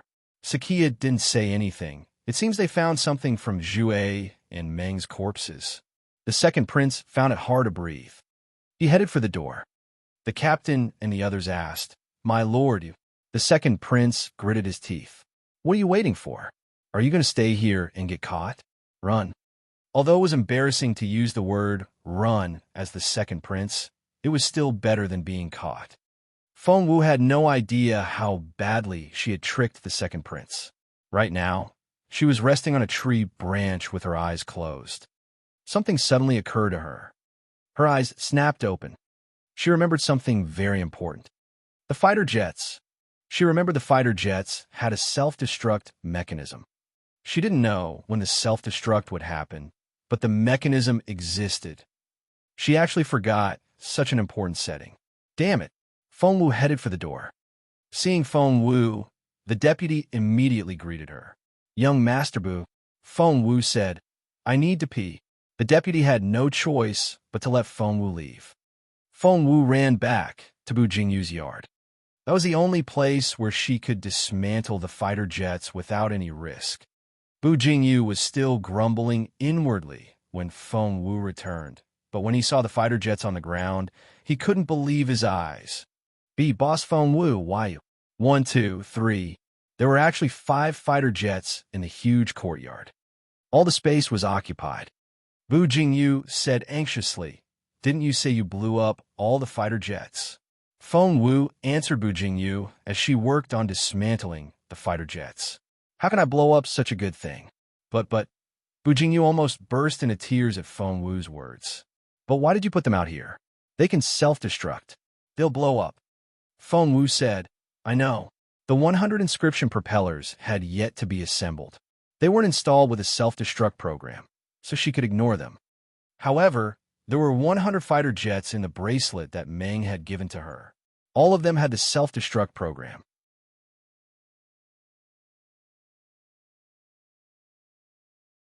Chapter 3318. 3318 Mr. Sakia is back. 3318 Mr. Sakia is back. Bu Jingyu said, "Do you know what this place is? If someone comes in, we're done for." Feng Wu's hands were steady. As she quickly disassembled the fighter jets with a phoenix pen, she answered Bu Jingyu, "I know." Bu Jingyu paced around Feng Wu anxiously. "You don't know the half of it. I'm going to die because of you. How long are you going to keep dismantling these 5? If they blew up, he would be dead." Feng Wu glanced at Bu Jingyu. 5. Sorry, but 95 more were waiting. Feng Wu was so fast that her fingers moved like dancing butterflies, leaving behind afterimages. Bu Jingyu complained at first, but soon he crouched down next to Feng Wu and watched her intently. The longer he looked, the bigger his eyes got. OMG, was she even faster than his master? What was that pen in her hand? Whoosh! The huge fighter jet was dismantled. The self-destruct program was quickly deactivated. Feng Wu was incredible. Bu Jingyu exclaimed as he watched. "Boss Feng Wu, you're amazing. You took care of a fighter jet in the blink of an eye." Feng Wu didn't have time to talk to him, and she only nodded. She needed to work as fast as she could. Feng Wu thought for a moment and asked Bu Jingyu, "Does the self-destruct program have a time limit, or are the jets detonated manually?" Bu Jingyu told Feng Wu, "They're detonated manually." Feng Wu asked, "Then why haven't they destroyed the fighter jets yet?" Bu Jingyu looked at Feng Wu in amazement. Feng Wu asked why. "Did I say something wrong?" Bu Jingyu said, "They can destroy the fighter jets, but they have to have an operating table. Didn't you blow up the inscription area?" Feng Wu was delighted. "So, you're saying since they don't have an operating table, they can't?" Bu Jingyu said, "No, they have a backup operating table. Anyway, I saw one in Master's courtyard. Wait, I hear footsteps." Bu Jingyu put his elbows on the wall and looked out. He saw a group of people heading to the left wing. Bu Jingyu's place was an extension of the left wing, so he could look over the wall and see what was going on next door. "Oh my God!" Bu Jingyu exclaimed. "Mr. Sakia immediately looked in his direction. Bu Jingyu was so frightened that his face turned pale. He went stiff and couldn't make a sound. His master was right there. The person his master was after was behind him. Those two people were less than 10 meters apart. Bu Jingyu was scared out of his wits. Mr. Sakia didn't return alone. He had brought several people with him. There was Zhu Yi, Bu Jingyu's eldest senior brother, and other inscription masters whom Bu Jingyu had seen before. The inscription masters who hadn't been in the inscription area were naturally still alive. When Mr. Sakia saw Bu Jingyu, he frowned. With so many things happening, he naturally had no time to teach his disciple. At that moment, he just wanted Bu Jingyu not to cause trouble. Therefore, Mr. Sakia's face darkened as he glared at Bu Jingyu. "Go back and memorize inscriptions properly. You're not allowed to leave this room before memorizing level 6 inscriptions. Get lost." Bu Jingyu said, "Yes." Mr. Sakia didn't stay any longer, and he led his men into the left wing.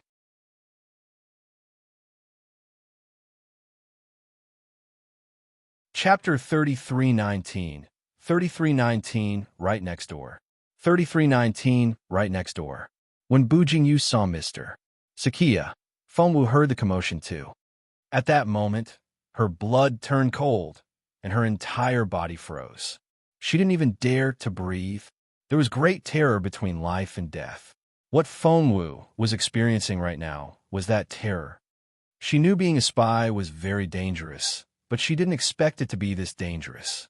Things had always gone smoothly for her before, and she thought it would stay that way. Bu Jingyu, who had been driven back from the wall, looked at Feng Wu in silence. Feng Wu looked at him in silence as well. Bu Jingyu was so anxious that his facial muscles shook. "What should we do? What should we do? What should we do?" Feng Wu rushed over and covered Bu Jingyu's mouth, warning him in a low voice, "Shut up if you want to live." After hearing Feng Wu's words, Bu Jingyu finally calmed down, but he still looked anxious. Master must have remembered the self-destruct program. There's an operating table in his courtyard. Although it's a simple version, it'll still work. These fighter jets. Taking a deep breath, Feng Wu asked Bu Jingyu, how long will it take for the fighter jets to blow up after the self-destruction program is activated? 2 hours? I remember it'll take 2 hours. Feng Wu asked, will the fighter jets explode when the time is up? Bu Jingyu lowered his voice and nodded. They'll explode. When the countdown ends, they'll explode. Our courtyard. His master was right next door. Would he sense the explosion? Of course. Feng Wu asked, can your master locate these fighter jets? Locating the fighter jets? Bu Jingyu scratched his head. I don't think I've heard that's possible. Feng Wu said, that's great. Bu Jingyu said, what's great about it? You're not going to dismantle them just like that, are you? Let me tell you, you won't be able to make it in time. These 5 fighter jets. While Bu Jingyu was talking, Feng Wu had already dismantled the 2nd fighter jet. Bu Jingyu said, you're fast. All right, maybe you really can do it. It didn't take long for Feng Wu to dismantle all 5 aircraft and stop all 5 inscription propellers. Bu Jingyu heaved a sigh of relief. Thank goodness, thank goodness. Finally, however, before Bu Jingyu could finish, Feng Wu waved her hand and put away the 5 disassembled fighter jets. Then, she waved her hand again and released 5 more. Bu Jingyu froze before he could say more. How many did you steal? Bu Jingyu was about to cry. Those 5 weren't the only ones. Feng Wu was honest. There are 95 more. Thump! With a loud thump, Bu Jingyu knelt on the ground. He looked up and stared at Feng Wu, almost in tears. Boss Feng Wu, are you trying to scare me to death? Feng Wu didn't have time to scare him. She was racing against the clock. According to Bu Jingyu, even in the bracelet, the fighter jets would still explode. When the time came, the fluctuations from the explosion would definitely attract the attention of the people next door. When that happened, Feng Wu couldn't even imagine the consequences. Bu Jingyu's lips trembled. Boss Feng Wu, you're lying to me, aren't you? Tell me, are you really lying to me? Feng Wu didn't have time to talk to him. She dismantled another fighter jet. Bu Jingyu muttered, although you're fast, you're not fast enough. We're running out of time.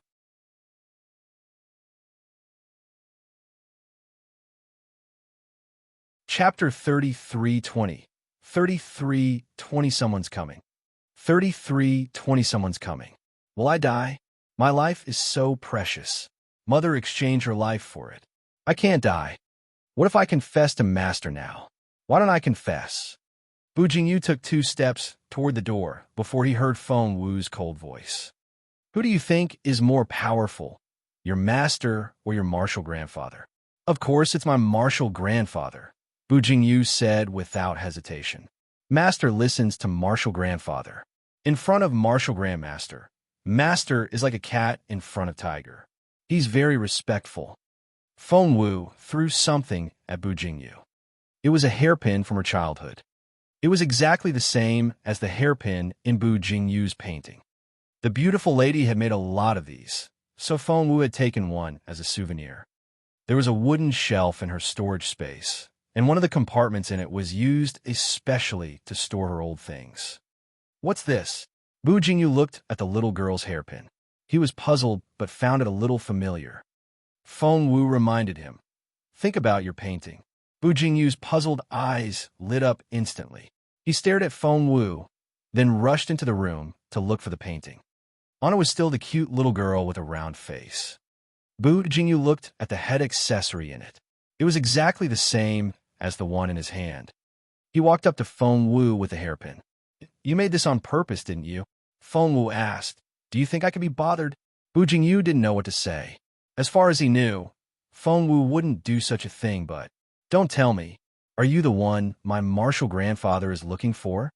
Bu Jingyu crouched down in front of Feng Wu and studied her face.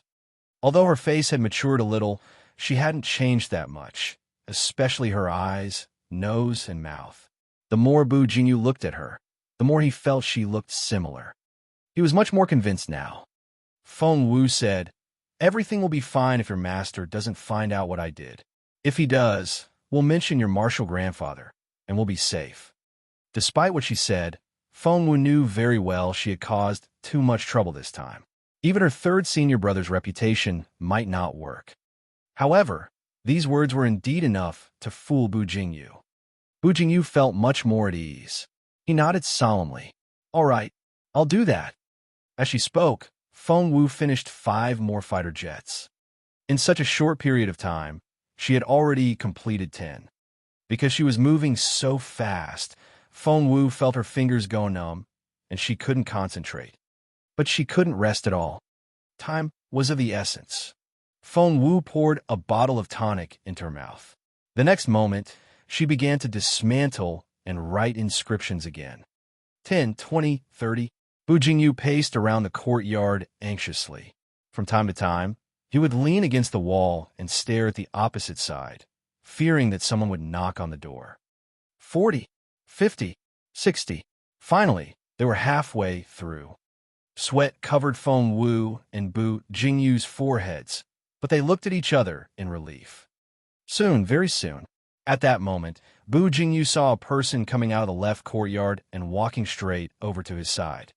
It was Zhu Yi, his eldest senior brother. Bu Jingyu's face instantly turned pale.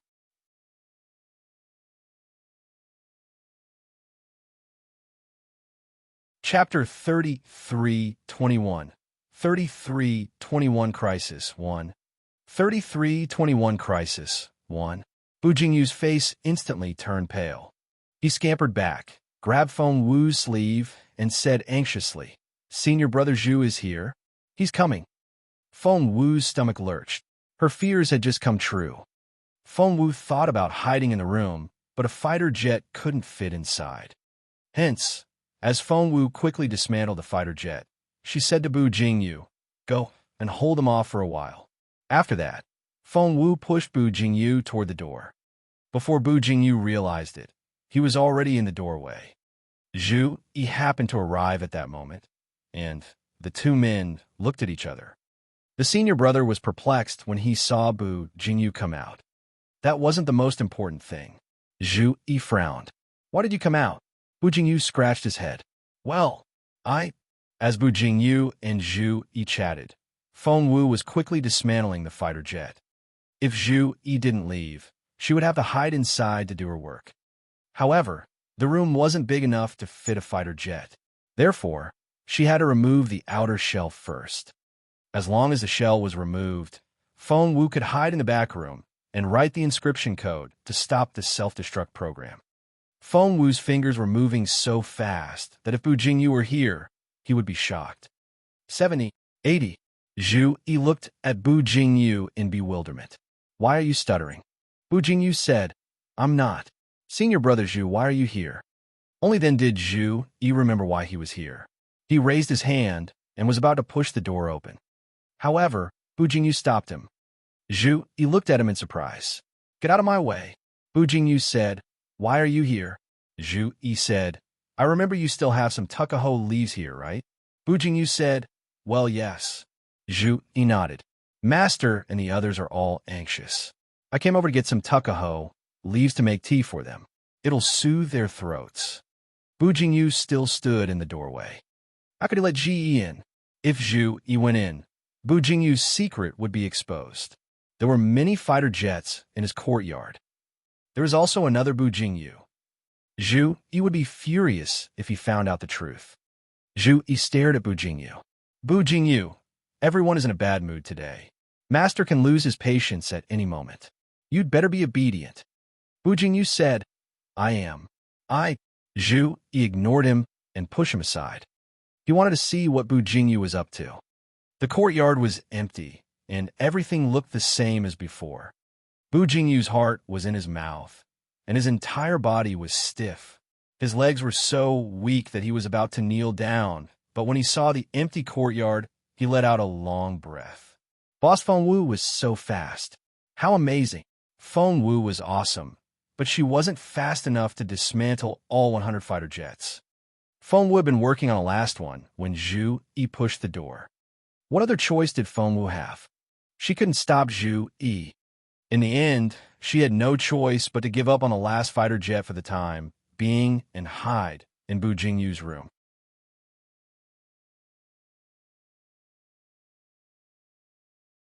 Chapter 3322, 3322 Crisis 2.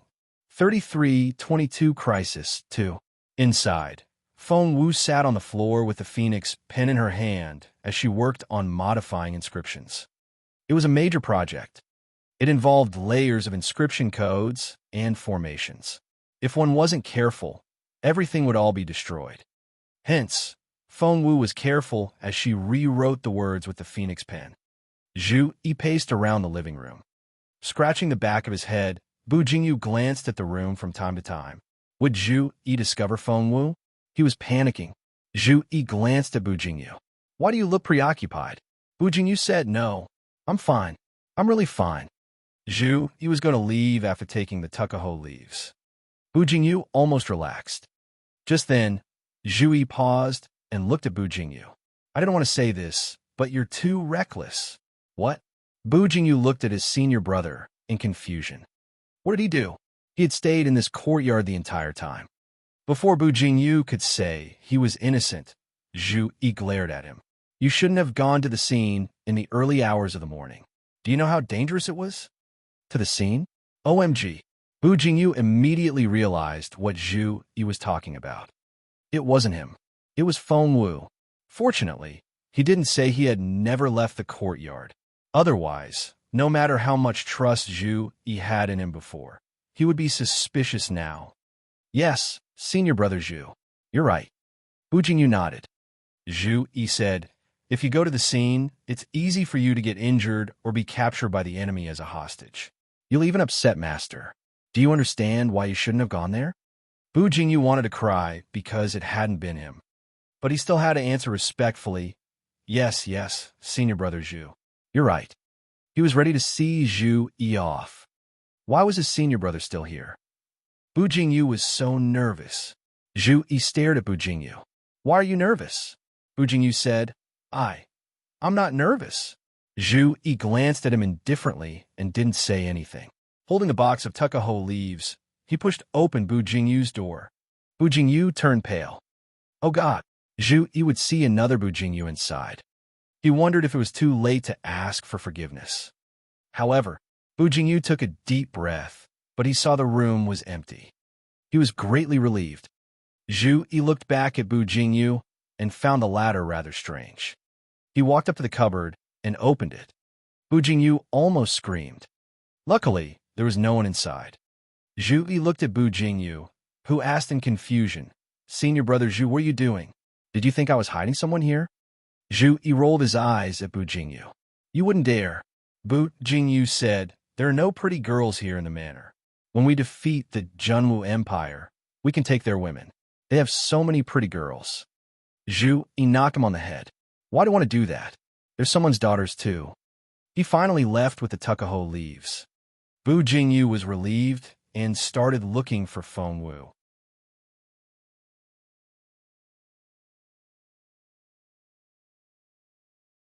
Chapter 3323, 3323 Crisis 3, 3323 Crisis 3. Where was Boss Feng Wu hiding? She had hidden so well that even senior brother Zhu couldn't find her. Bu Jingyu kept making low whistling sounds, but he didn't find any traces. With a thump, Zhu Yi returned and stood at the entrance of the courtyard. Bu Jingyu looked at him in shock. Senior brother Zhu, why are you here again? Zhu Yi stared at Bu Jingyu. After looking around the courtyard, he still didn't find anything. He turned around and left quickly. Where was Feng Wu now? She had run to the woodshed. Bu Jingyu was such a terrible actor that he would give himself away the moment he got nervous. So, Feng Wu slipped out of the window while Zhu Yi was outside. In any case, she was already a level 9 inscription master. Even Mr. Sakiya's formation couldn't stop her. Feng Wu didn't waste any more time because every second was precious. She would never allow the self-destruct program to activate. After climbing over the wall of Bu Jingyu's yard, Feng Wu was very careful because she was next to the left courtyard, which was filled with inscription masters and formation masters.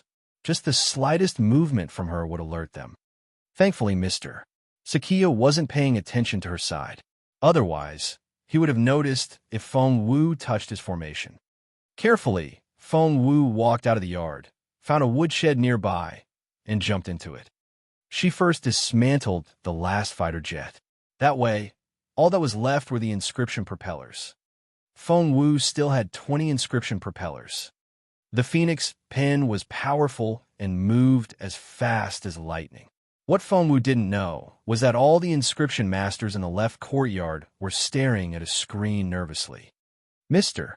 Sakia sat in the middle with an inscription master each on his left and right. On the big screen was the image of 100 fighter jets. Behind each jet was a string of red numbers. If one looked closely, one would see that the red numbers were counting down. Beep! The number was getting closer and closer to 0. The countdown was about to finish for the first fighter jet. Standing beside Mr. Sakia was an inscription master whose surname was Bien. Elder Bien frowned as he looked at Mr. Sakia. Must it be destroyed? Mr. Sakia nodded. Yes. Elder Nyo also frowned. If the second prince did it, we can take these fighter jets back. Why do this? These 100 fighter jets are too precious. The other two elders also looked at Mr. Sakia. After this incident, Mr. Sakia still looked pale, but his expression had calmed down. His face was pale because he hadn't recovered from the injury that Jun Linyuan had inflicted on him, and he didn't seem to be recovering at all. Even Amo Lan didn't know what to do. Mr. Sakia kept coughing up blood at night, but no one knew about that. What if it wasn't the second prince? Mr. Sakia's expression was cold. If it wasn't the second prince, could it be the third prince? Everyone asked in unison. Mr. Sakia rubbed the area between his eyebrows. He only said, what if it was someone from the Junwu Empire? That's impossible. Elder Bien rejected the idea. It can't have been someone from the Junwu Empire. I can swear it on my head. The other elders also expressed that it was impossible. Mr. Sakia said calmly, why not? Since Jun Linyuan exists in this world, nothing is impossible.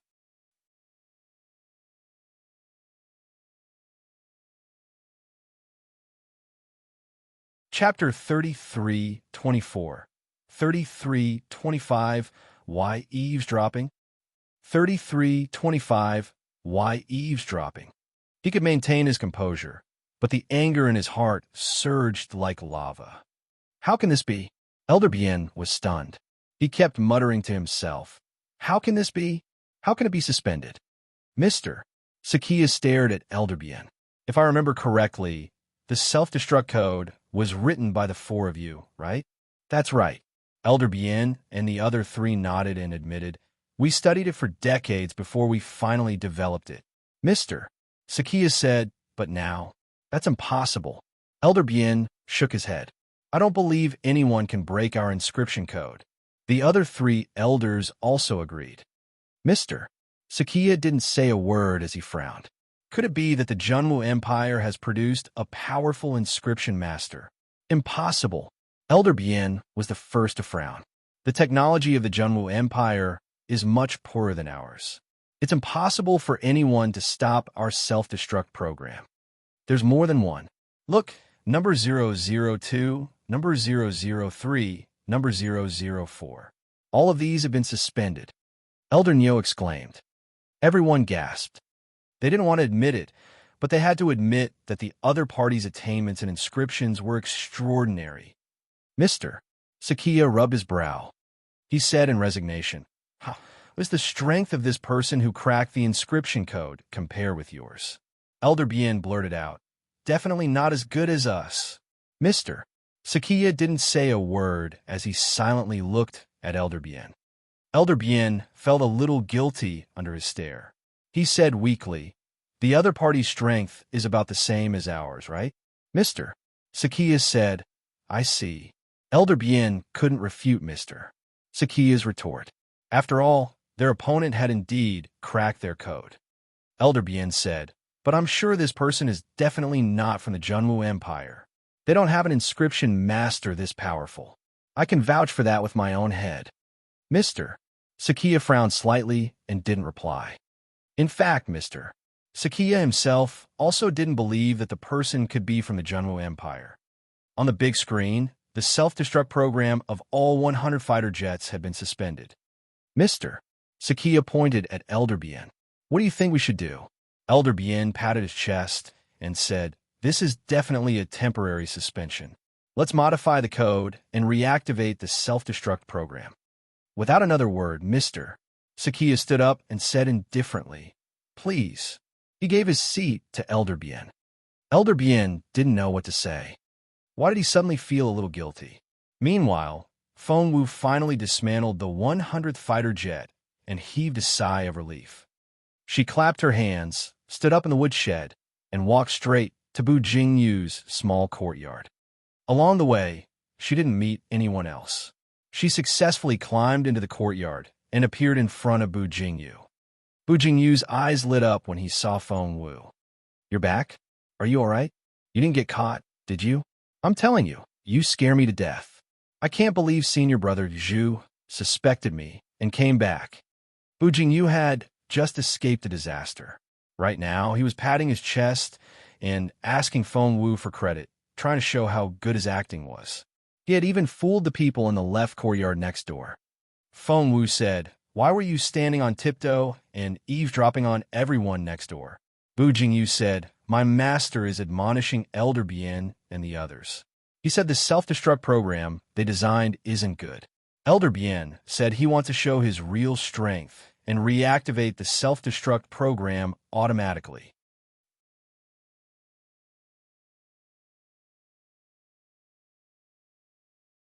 Chapter 33:25. 33:25. Why eavesdropping? 33:25. Why eavesdropping? He could maintain his composure, but the anger in his heart surged like lava. How can this be? Elder Bien was stunned. He kept muttering to himself. How can this be? How can it be suspended? Mr. Sakia stared at Elder Bien. If I remember correctly, the self-destruct code was written by the four of you, right? That's right. Elder Bien and the other three nodded and admitted. We studied it for decades before we finally developed it. Mr. Sakia said, but now, that's impossible. Elder Bien shook his head. I don't believe anyone can break our inscription code. The other three elders also agreed. Mr. Sakia didn't say a word as he frowned. Could it be that the Junwu Empire has produced a powerful inscription master? Impossible. Elder Bien was the first to frown. The technology of the Junwu Empire is much poorer than ours. It's impossible for anyone to stop our self-destruct program. There's more than one. Look, number 002, number 003, number 004. All of these have been suspended. Elder Nyo exclaimed. Everyone gasped. They didn't want to admit it, but they had to admit that the other party's attainments and inscriptions were extraordinary. Mr. Sakia rubbed his brow. He said in resignation, was the strength of this person who cracked the inscription code compare with yours? Elder Bien blurted out, definitely not as good as us. Mr. Sakia didn't say a word as he silently looked at Elder Bien. Elder Bien felt a little guilty under his stare. He said weakly, the other party's strength is about the same as ours, right? Mr. Sakia said, I see. Elder Bien couldn't refute Mr. Sakia's retort. After all, their opponent had indeed cracked their code. Elder Bien said, but I'm sure this person is definitely not from the Junwu Empire. They don't have an inscription master this powerful. I can vouch for that with my own head. Mr. Sakia frowned slightly and didn't reply. In fact, Mr. Sakia himself also didn't believe that the person could be from the Junwu Empire. On the big screen, the self-destruct program of all 100 fighter jets had been suspended. Mr. Sakia pointed at Elder Bien. What do you think we should do? Elder Bien patted his chest and said, this is definitely a temporary suspension. Let's modify the code and reactivate the self-destruct program. Without another word, Mr. Sakia stood up and said indifferently, please. He gave his seat to Elder Bien. Elder Bien didn't know what to say. Why did he suddenly feel a little guilty? Meanwhile, Feng Wu finally dismantled the 100th fighter jet and heaved a sigh of relief. She clapped her hands, stood up in the woodshed, and walked straight to Bu Jingyu's small courtyard. Along the way, she didn't meet anyone else. She successfully climbed into the courtyard and appeared in front of Bu Jingyu. Bu Jingyu's eyes lit up when he saw Feng Wu. "You're back? Are you all right? You didn't get caught, did you? I'm telling you, you scare me to death. I can't believe senior brother Zhu suspected me and came back." Bu Jingyu had just escaped a disaster. Right now, he was patting his chest and asking Feng Wu for credit, trying to show how good his acting was. He had even fooled the people in the left courtyard next door. Feng Wu said, "Why were you standing on tiptoe and eavesdropping on everyone next door?" Bu Jingyu said, "My master is admonishing Elder Bien and the others. He said the self-destruct program they designed isn't good. Elder Bien said he wants to show his real strength and reactivate the self-destruct program automatically."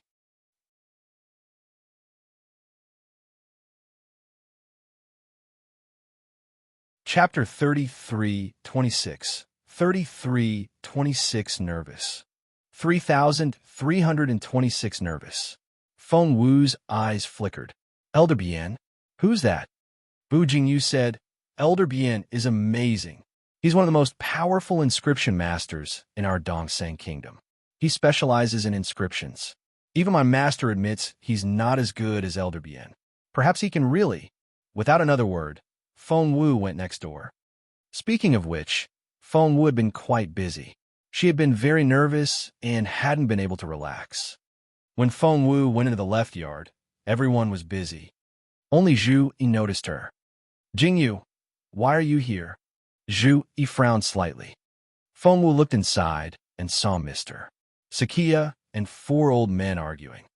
Feng Wu said, "I was worried about Master, so I came to take a look." Seeing that their master didn't chase Feng Wu away, Zhu Yi let her stay and help with serving tea to the elders.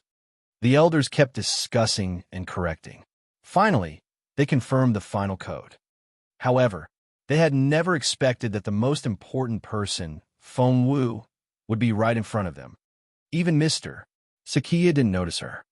Feng Wu looked like she was about to fall asleep. Worried that Mr. Sakia would be displeased by Bu Jingyu's laziness, Zhu Yi nudged Feng Wu. "If you're tired, go back." Feng Wu looked troubled. "But senior brother Zhu, I want to share Master's burden." Zhu Yi hurriedly pushed her out. "Hurry up and leave. Master will definitely be angry if he sees you like this." Covering her mouth with her hand, Feng Wu yawned and said to Zhu Yi, "So, I'm really leaving?" Zhu Yi said, "Go ahead." Feng Wu said, "Then I'll come and help you after I wake up." Zhu Yi said, "Go ahead." Seeing his junior brother skip back to the courtyard next door, Zhu Yi smiled bitterly. His lazy little junior brother. When would he grow up?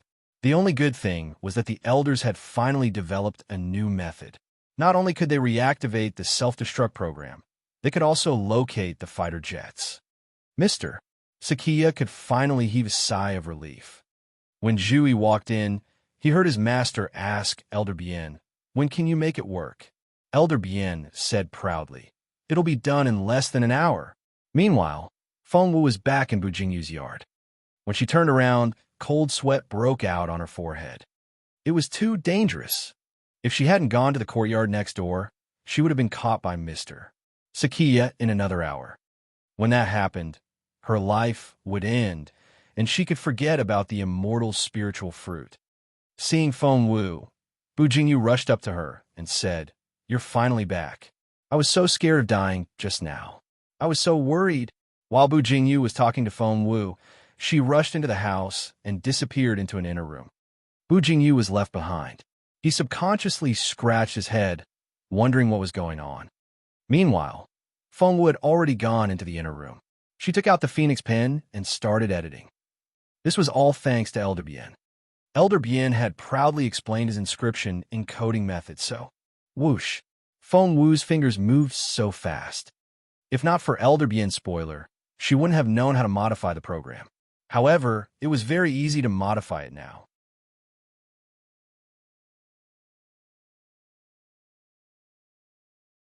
Chapter 33:27. 33:27 Immortal Spiritual Fruit. 3327 Immortal Spiritual Fruit. Seeing Feng Wu's speed again, Bu Jingyu couldn't believe his eyes. You're so fast. Bu Jingyu's eyes widened. Hey, Boss Feng Wu, what are you editing? Didn't you do that already? Feng Wu said, Elder Bien next door is locating them as we speak. Bu Jingyu was so frightened that his face turned pale. Locating them? OMG, were all the inscription masters in Dongseng so powerful? They could even locate the fighter jets. Then, can they trace the fighter jets back to us? Can they? Can they really do that? Bu Jingyu panicked. Feng Wu nodded. Yup, Bu Jingyu asked. Then what should we do now? Feng Wu said, I'll edit them again. Bu Jingyu was about to say something else when Feng Wu glanced at him. If you keep talking, I might not be able to change the last one in time. Bu Jingyu instantly covered his mouth with both hands, not daring to say a word. Feng Wu was editing with the phoenix pen in her hand. Bu Jingyu was dazzled by the speed of her fingers. Feng Wu's hands were cramping up after she finished modifying the inscription propellers. The phoenix pen fell to the ground, and she didn't even have the strength to pick it up. Bu Jingyu knelt and picked up the phoenix pen before putting it in front of Feng Wu respectfully. He was so impressed that he didn't know how to describe Feng Wu. Are we safe now? Bu Jingyu asked weakly. His eyes were wet and filled with anticipation.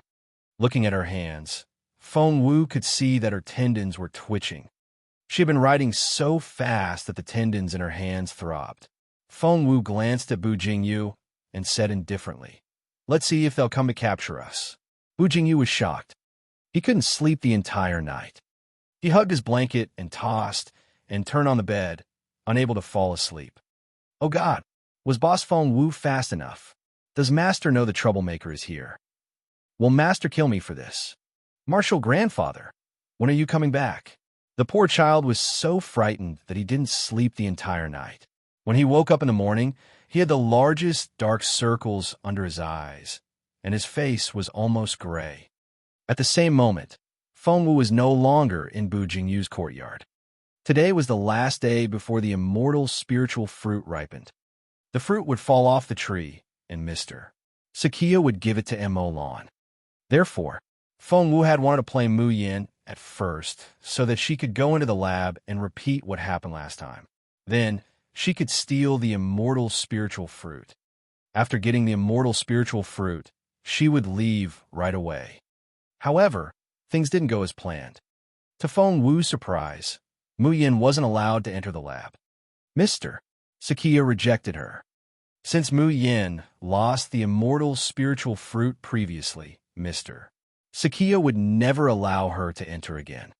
To make matters worse, Mr. Sakia would be in the lab. When Mo Lan was refining the medicine, Mr. Sakia would be watching her for fear of something happening. Feng Wu was speechless when she learned this. Although she had been prepared for this, she was still a little nervous when she saw how cautious Mr. Sakia was. In order to steal the immortal spiritual fruit, she had come up with a total of 3 plans. Plan A was no longer feasible. Plan B was where Feng Wu would play the role of Mo Lan. Therefore, it was also out of the question. It had to be Plan C. Jingyu, where are you going?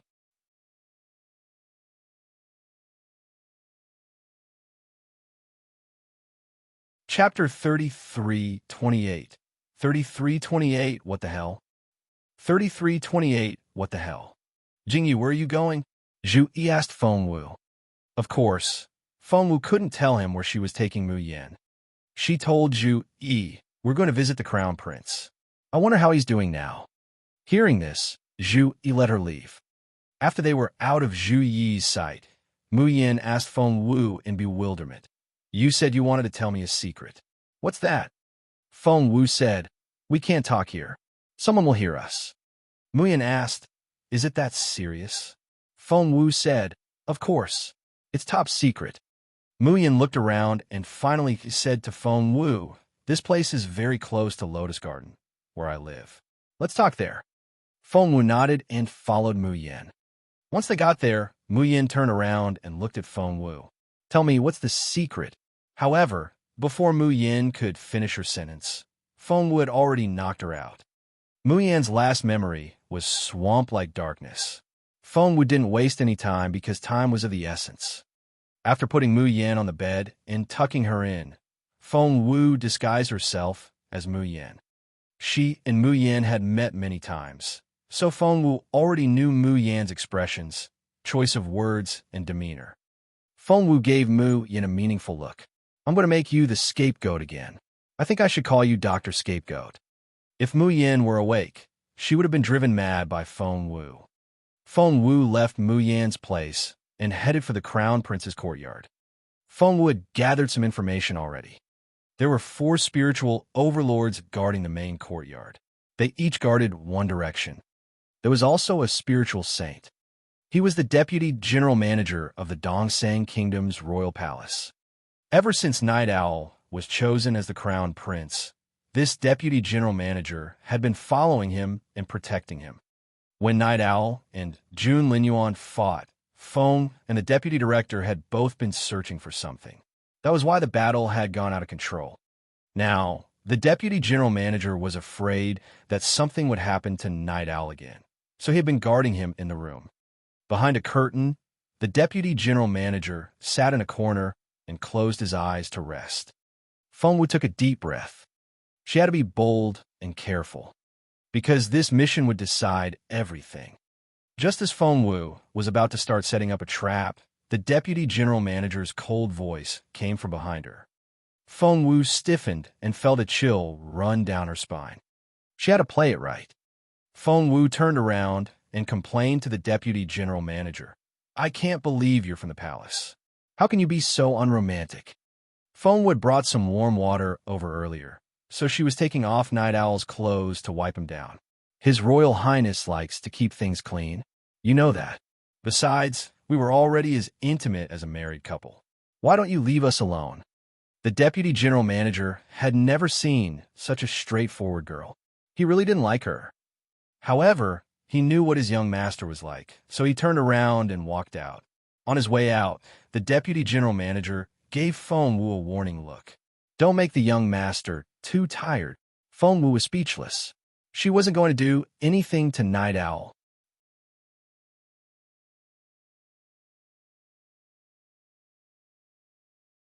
Chapter 33:29.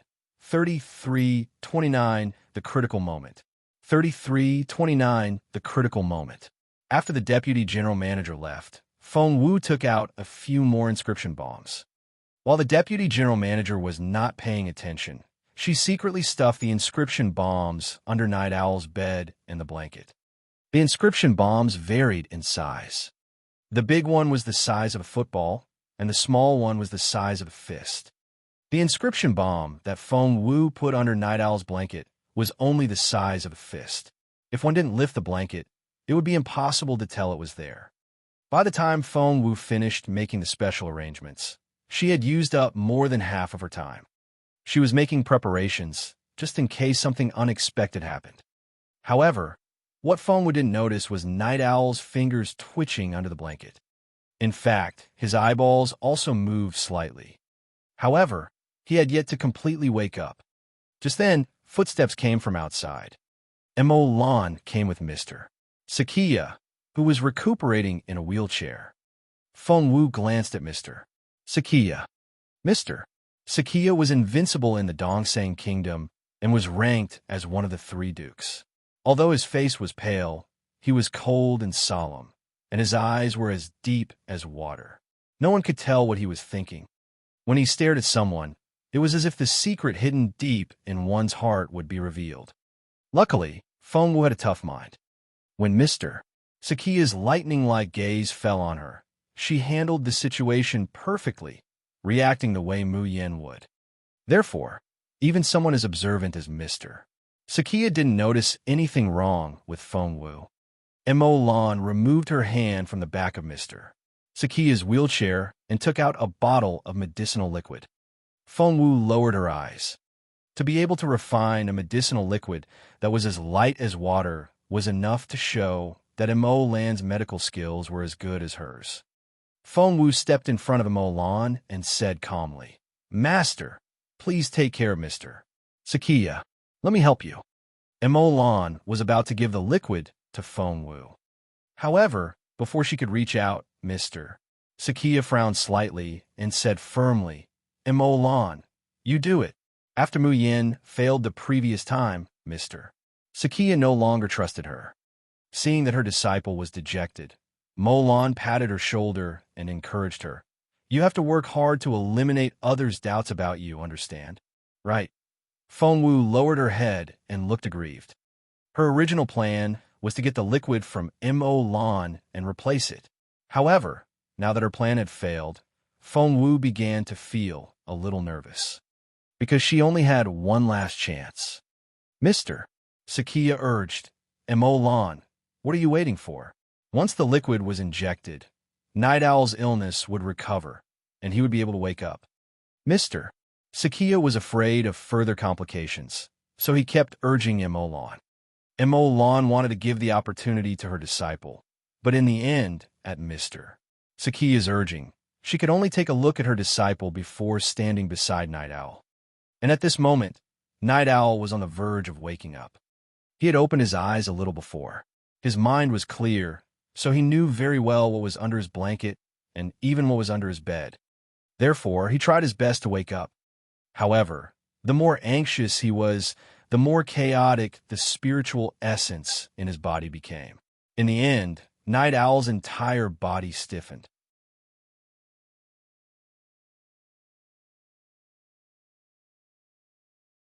Chapter 33:30.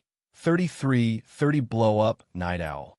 33:30 Blow Up Night Owl. However, Night Owl's moving fingers made contact with the inscription bomb, and it was cold to the touch. He really wanted to warn Lan to take the inscription bombs away. Otherwise, they would explode. Also, that disciple of hers was a traitor. A blatant traitor. Because of his anger, Night Owl's face was flushed and covered in sweat. Lan frowned. The Crown Prince's condition isn't good. We have to inject the liquid quickly. As she spoke, Lan took out a syringe and was about to inject the immortal spiritual fruit medicinal liquid into Night Owl's body. At such a critical moment, boom, there was a loud explosion outside. A small fist-sized inscription bomb could blow up a house. Of course, the main courtyard was protected by a formation, but Feng Wu was an expert at dismantling formations, so she had already made preparations. The inscription bombs she had set up exploded at the most critical moment. Speaking of which, she had learned that from the self-destruct program in the inscription propellers. Feng Wu was very grateful to Elder Bien. What's going on? In an instant, everyone's attention was attracted by the explosion outside. Even Mr. Sakia couldn't help but turn his head, because an important corner of the formation he set up had actually been broken and couldn't protect the courtyard. Therefore, the entire house was shaking, and half of the courtyard collapsed from the explosion. Mr. Sakia's expression was extremely ugly. Continuous setbacks made the calm and composed Mr. Sakia look angry and frustrated. However, standing next to him, Feng Wu smiled. Night Owl saw it. He saw with his own eyes Mu Yin actually sneer in a strange way. The next second, Feng Wu mouthed one word, explode. No, Night Owl wanted to cry. However, the explosion really happened. Night Owl couldn't understand why these inscription bombs were so obedient to the girl. When she ordered them to explode, they really did. Boom! Master, be careful. Feng Wu triggered an explosion when everyone's attention was on the outside. Given what she learned from Elder Bien, she could now set the inscription bombs to explode whenever she wanted. Because of the sudden turn of events, Lan didn't react in time. Feng Wu jumped up, pinned Lan under her, and used her own body to block the explosion. Lan was knocked back by Feng Wu, while Feng Wu was still holding onto her hand. Hence, she let go of the tube in her hand, and it was about to fall to the ground. Feng Wu caught it. Master, are you all right? Feng Wu looked at Lan anxiously. Lan choked on the smoke and quickly waved her hand. I'm fine. I'll take a look at the Crown Prince first. The explosion happened with Night Owl at the center. Emolan couldn't imagine what kind of condition Night Owl would be in now. Mr. Sakia's face was already as dark as soy sauce. How could he still sit in the wheelchair? He had already rushed forward. Your Royal Highness? Mr. Sakia pulled Night Owl out of the flames with his bare hands.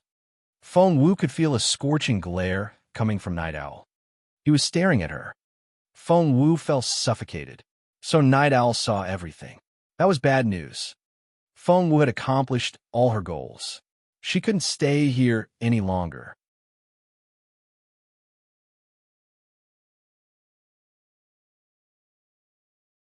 Chapter 33-31. 33-31, The Deceived Crown Prince. 33-31, The Deceived Crown Prince.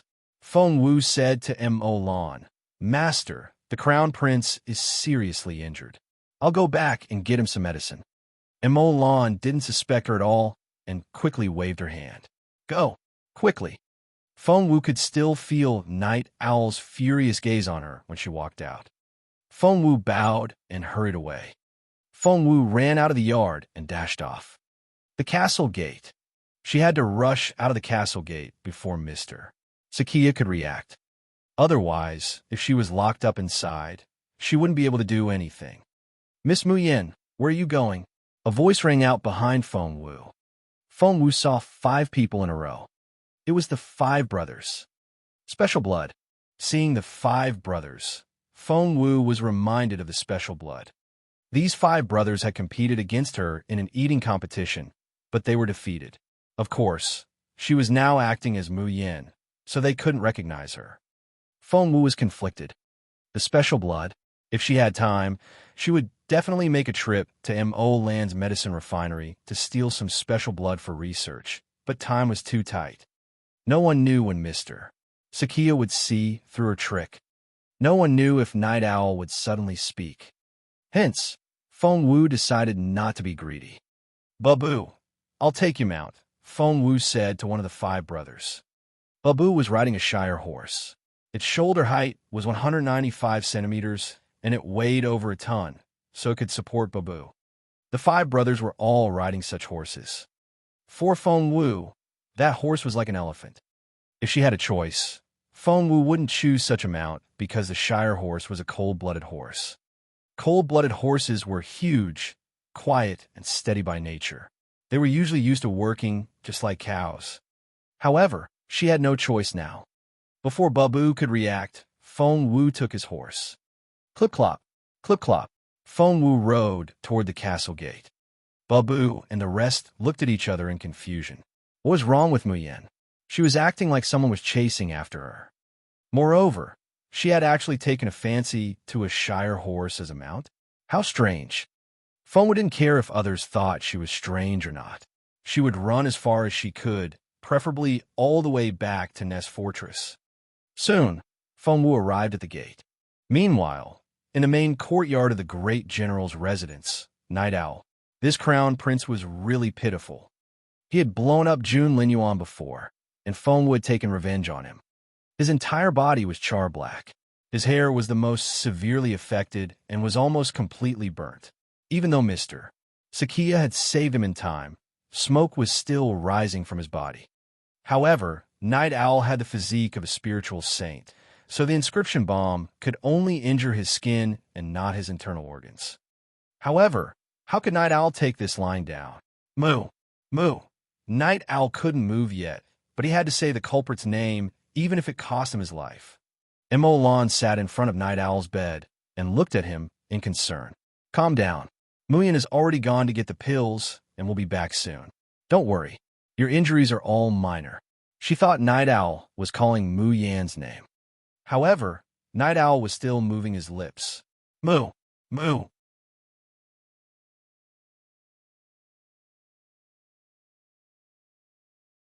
Chapter 33-32. 33-32, Take the Blame. 33-32, Take the Blame. However, Night Owl was still moving his lips. Moo! Moo! Emolan said. Are you still trying to move in this state? Don't think about it anymore. The treatment is more important. After that, she looked around and wondered why Mu Yin wasn't back yet. However, Mr. Sakia looked at Night Owl and was alarmed when he saw the anger in his eyes. "You mean Mu Yin?" Night Owl blinked, then blinked hard. Mr. Sakia's heart skipped a beat. He had a very bad feeling. He asked Emolan, "Where's the immortal spiritual fruit liquid?" Emolan said unhappily, "It's right here."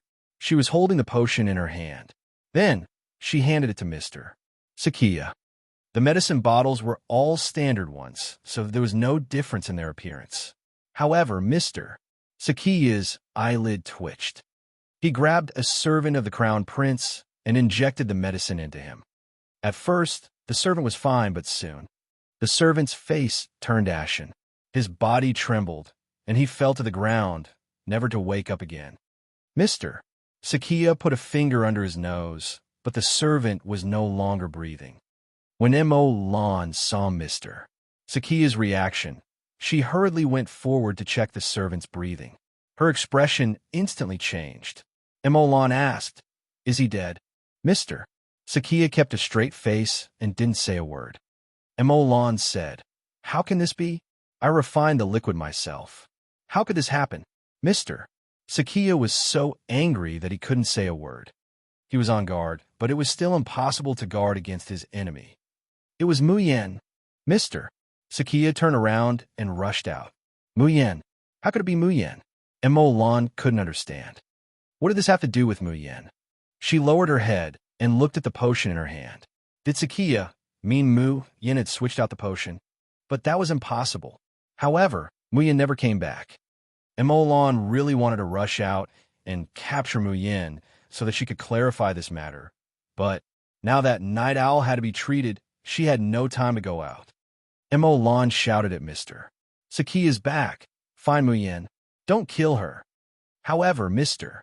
Sakia didn't reply. In Mu Yin's courtyard, when Mr. Sakia came in, he realized the place had been ransacked. The clothes in the wardrobe had been thrown everywhere, and the floor had been turned over. "Master, there's no sign of Mu Yin." Mr. Sakia frowned deeply as he surveyed his surroundings. Finally, he ordered coldly, "Split up and find her. Put a bounty on her head." "Yes." His second disciple nodded and left. As for Bu Jingyu, he almost couldn't breathe properly. Mu Yin had been knocked out by Feng Wu in her room, but when Feng Wu was forced by Mr. Sakia to choose Plan C, she asked someone to deliver a letter to Bu Jingyu. The letter was very simple. It told Bu Jingyu that if he didn't want to be exposed, he would follow Feng Wu's instructions. The steps were also listed in the letter. It was the process of faking the scene to make it look like Mu Yin had escaped with her belongings and finally disappeared. Where was Mu Yin? By then, she had long been killed by Bu Jingyu. Her corpse had also been dissolved by a melting potion. She was dead without a trace. If anyone had to take the blame for what Feng Wu had done, it would be Mu Yin. Mr. Sakia could only trace things back to Mu Yin and not Bu Jingyu.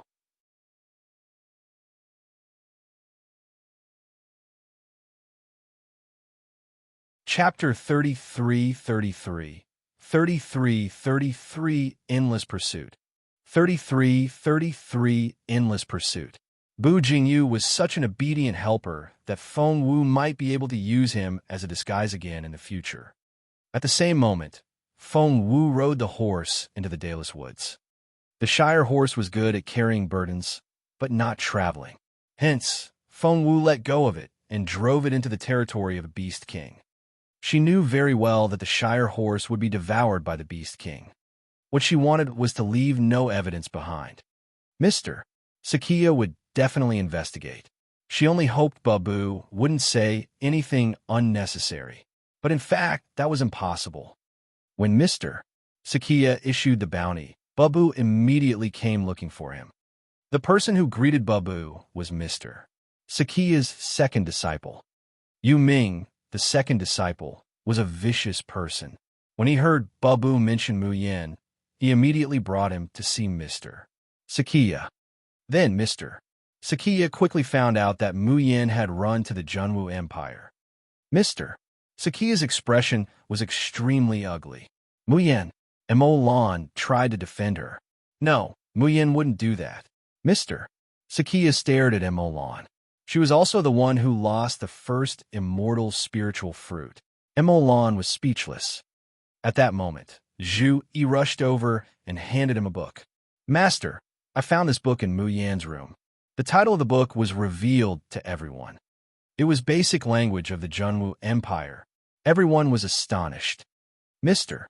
Sakia recalled a girl who had complained to him once, saying that Mu Yin liked Jun Lin Yuan so much that she was going crazy. In the past, Mister. Sakia wouldn't have thought of this possibility, but now, something like this had happened. When Mister.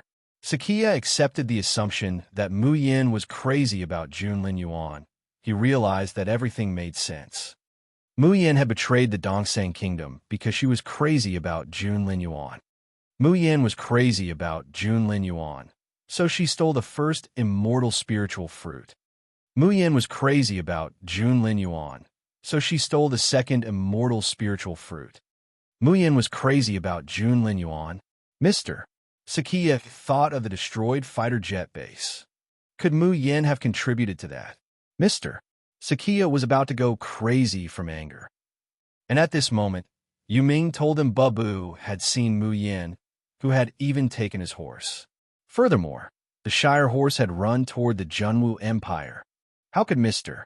Sakia sit still? He lowered his head and shouted, Deputy General Manager, please come with us. The Deputy General Manager stared at Mr. Sakia with dark eyes. His duty was to protect the Crown Prince, Night Owl. The rest was none of his business. But this time, he was also furious. He was an invincible existence at the spiritual saint stage, yet he was tricked by a girl. That girl was really thick-skinned. She looked like she wanted to sleep with the Crown Prince, but it was only a deception.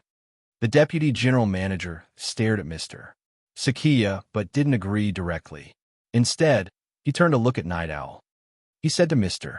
Sakia, I'll go once the Crown Prince is no longer in critical condition. Mr.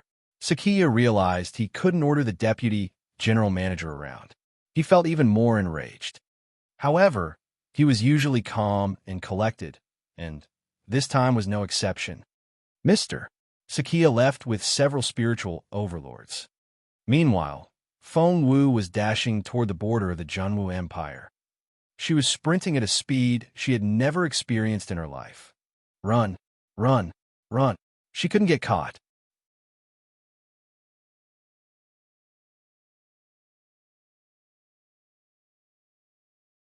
Chapter 33-34. 33-34 Dragon Phoenix Blood. 33-34 Dragon Phoenix Blood. Wait. Feng Wu suddenly remembered something. She still looked like Mu Yan. She had to change her appearance back as soon as possible. Otherwise, if she was caught, she would have to take the blame for Mu Yan. Feng Wu found an ancient tree with lush branches and leaves at the top, jumped on it, and quickly changed her clothes. Her headdress, her face, her clothes. She changed back into her original appearance. She was dressed in bright red and exuded a refreshing aura. Feng Wu jumped from tree to tree like a nimble monkey. Because she had the sacred Imperial spider's golden bead and knew the layout of the Daedalus Woods, she didn't go astray. She rushed to the border of the Junwu Empire in a safe way. Once she passed the Peacock's Woods, she would reach the border of the Junwu Empire. The Peacock King looked at Feng Wu in surprise when she went past. You're back. Feng Wu threw a small bottle containing a semi-divine essence pill at the peacock. The Peacock King was dumbfounded. Why did she suddenly give it such a precious gift? As she ran, Feng Wu told the peacock, if Mr. Sakia and the others come after me, don't tell them I've been to the Dongsang Kingdom. Before the peacock realized what Feng Wu meant, Feng Wu was already gone. The Peacock King muttered, what happened? Suddenly, the Peacock King was struck by a thought. Had the girl caused trouble in the Dongsang Kingdom? Mr. Sakia must be pursuing her. Oh no, I can't stay here. It had a long-term cooperative relationship with the Dongsang Kingdom and had always sided with the latter. If Mr. Sakia came here and asked about Feng Wu, should it answer or not? The Peacock King hurriedly hid the semi-divine pill in its pocket and quickly walked back to its nest. Just as the peacock entered the cultivation state, Mr. Sakia arrived with his men. Behind Mr. Sakia were 4 spiritual overlords, and the 5 of them stopped in unison. Mr. Sakia walked up to the peacock and stared at it with his cold eyes. The Peacock King's stomach lurched. "No, I can't open my eyes. I can't wake up." It couldn't answer Mr. Sakia's questions. Although it was a beast king, it understood human principles. It had to keep its promise. Mr. Sakia's deep, cold eyes were like needles as he stared at the Peacock King. His stare seemed to become colder and colder. The Peacock King refused to exit its cultivation state no matter what. Never. The corners of Mr. Sakia's mouth curled up into a sneer. He knew the Peacock King well. The way the peacock reacted meant that there was a problem. Mr. Sakia raised his hand. "Let's go." Meanwhile, inside Nest Fortress, in Jun Linyuan's yard, in the basement, a pair of tightly shut eyes slowly opened. In an instant, it was like an explosion of a myriad of stars. His face was cold and expressionless. The atmosphere was solemn and silent. His breath carried the aura of a dragon and a phoenix. Jun Linyuan, the peerless young man who was feared by everyone, finally pushed open the door and walked out of the dark basement. Feng had been standing outside with his hands on either side. Even if the outside world was destroyed, he wouldn't take a step away from the door. The door opened, and the young man appeared in front of him. "Young master," in a moment of desperation, the steward addressed Jun Linyuan that way. He had always referred to him as Your Royal Highness. Jun Linyuan frowned. "Young master." Before Jun Linyuan could ask anything, Feng realized he had made a mistake and changed the subject. "Your Royal Highness, Miss Wu's life is in danger."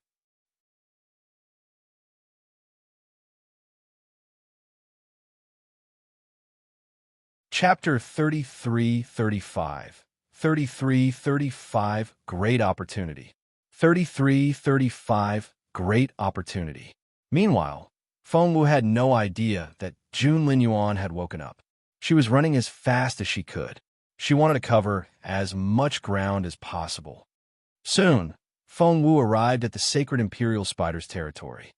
Ever since Feng Wu left, the Sacred Imperial Spider hadn't had a good night's sleep. As soon as it closed its eyes, it would imagine how Mr. Sakia would smash Feng Wu into a pulp.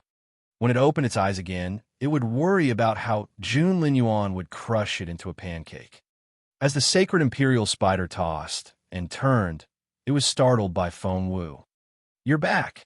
The Sacred Imperial Spider looked at Feng Wu in delight. Feng Wu nodded and returned the golden bead to the Sacred Imperial Spider. "This saved my life. It's a little worn out." The Sacred Imperial Spider took a look. Worn out was an understatement. The bead had almost become flat. The Sacred Imperial Spider swallowed the golden bead and told Feng Wu, "So be it. I have nothing to do anyway. I'll be able to nourish it once more." Feng Wu handed the Sacred Imperial Spider a bottle of all-purpose transformation liquid. "This is your compensation. All-purpose transformation liquid." The Sacred Imperial Spider was excited. "How did you get this treasure?" Feng Wu asked. "Is it useful to you?"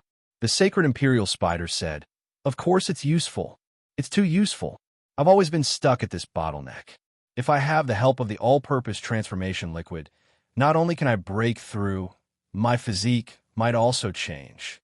You're really my lucky star." That was good news. Feng Wu heaved a sigh of relief. "I can't run anymore. If Mr. Sakia comes later, give me a hand." The Sacred Imperial Spider nodded. However, it was very curious. "What did you do over there to make Mr. Sakia chase after you?" Feng Wu said, "I'll tell you once everything blows over." The Sacred Imperial Spider knew now wasn't the time to talk about this, so it nodded. Feng Wu took a few mouthfuls of recovery medicine before she felt better. The Sacred Imperial Spider had its underlings, who had already gone to inform Nest's people. Soon, they would send someone to protect Feng Wu. Moreover, there was a good chance that Mr. Sakia wouldn't recognize Feng Wu as Mu Yan. Feng Wu was right. Soon Mr. Sakia arrived with his men. When he reached the sacred Imperial spider's woods, he suddenly frowned and stopped. Mr. Sakia had his suspicions along the way. He knew Mu Yan's abilities. Mr. Sakia was personally leading the chase. 4 spiritual overlords came with him, and one of them was his eldest disciple, Zhu Yi. With such a team, it was impossible for them not to catch up to Mu Yan. However, they never saw her along the way. Therefore, Mr. Sakia was a little suspicious. Either Mu Yan had been hiding her strength, or that person wasn't Mu Yan at all. Someone was pretending to be her. Mr. Sakia had a keen intuition. He stared at the sacred Imperial spider. For some reason, he felt that person had entered the sacred Imperial spider's woods. Hence, Mr. Sakia led the team inside. When he entered, the sacred Imperial spider was sitting on the roof, cultivating. It had already had the 3 lucky draws provided by the all-purpose transformation liquid. Perhaps it was because good people were always rewarded for their good deeds, but the sacred Imperial spider had gained a lot this time. The first 2 draws were all cultivation experience points, which meant that its cultivation could increase greatly.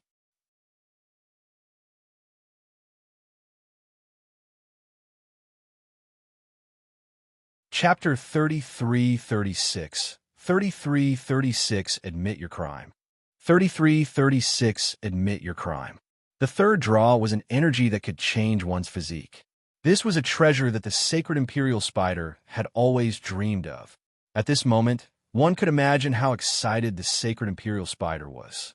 Just as the sacred Imperial spider was feeling excited, Mr. Sakia arrived. The first thing Mr. Sakia saw was the sacred Imperial spider. He frowned imperceptibly. This sacred Imperial spider gave him a feeling similar to the Peacock King. Both of them had the same guilty conscience. Master, Yuming pointed at the person busy working in the field with her pants rolled up. Mr. Sakia turned his head and saw a familiar figure. Even Zhu Yi recognized her at a glance. Wasn't she the rising star from the Junwu Empire? Feng Wu was digging for military badges with her pants rolled up. When she saw Mr. Sakia, she waved at him and greeted him in a clear voice. Mr. Sakia, hello. Long time no see. How have you been? How else could Mr. Sakia have been? He was about to die from anger. Mr. Sakia kept staring at Feng Wu with brooding looks in his eyes. Feng Wu's back went a little stiff. She was a little flustered. Did Bu Jingyu follow her instructions? Did Mr. Sakia find out that Mu Yan wasn't the real one? Had her whereabouts been exposed? Feng Wu didn't know the answers, so she pretended that Mr. Sakia hadn't figured out what she was doing. In any case, she wouldn't admit it, and she wouldn't be caught red-handed. Yu Ming darted a look at Feng Wu and then at his master. All of a sudden, a plan formed in his mind. Pointing at Feng Wu, Yu Ming said, Feng Wu, how dare you? What have you done? Feng Wu was almost scared to death. Did Mr. Sakia recognize her as Mu Yan? That wasn't right. If Mr. Sakia had recognized her, the first glance he gave her wouldn't have been a probing look. Instead, it would have been filled with anger and killing intent. So, Yu Ming was bluffing. Feng Wu glared at Yu Ming. What are you screaming for? I don't know what you're talking about. Yu Ming was speechless. As expected, Yu Ming was a little intimidated by Feng Wu's tough demeanor. Yu Ming stole a glance at his master from the corner of his eye. Seeing that the latter had no intention of objecting, he knew Mr. Sakia had tacitly given him approval. With his teacher's tacit approval, Yu Ming immediately said righteously, You stole 100 of the Dongsang Kingdom's fighter jets. How are we going to settle this score? Feng Wu's stomach lurched. 100 fighter jets. He was right. However, Feng Wu didn't believe Mr. Sakia could find that out. Were they trying to trick her? What Feng Wu didn't know was that the sacred Imperial spider was flabbergasted. 100 fighter jets. Oh my God. When this girl made a move, she could shock everyone. However, Feng Wu looked confused. 100 fighter jets? What about them? Yu Ming said, Stop pretending. You stole them. Feng Wu chuckled as she studied Yu Ming. The Dongsang Kingdom lost 100 fighter jets, and they were stolen? Really? That's hilarious. Seeing the gloating look on Feng Wu's face, Yu Ming was frustrated. He didn't know what to say when Feng Wu acted so unreasonably. He stared at him with a displeased look. It wasn't Feng Wu, so how could Yu Ming blame it on her? What Yu Ming was doing wasn't something a gentleman would do.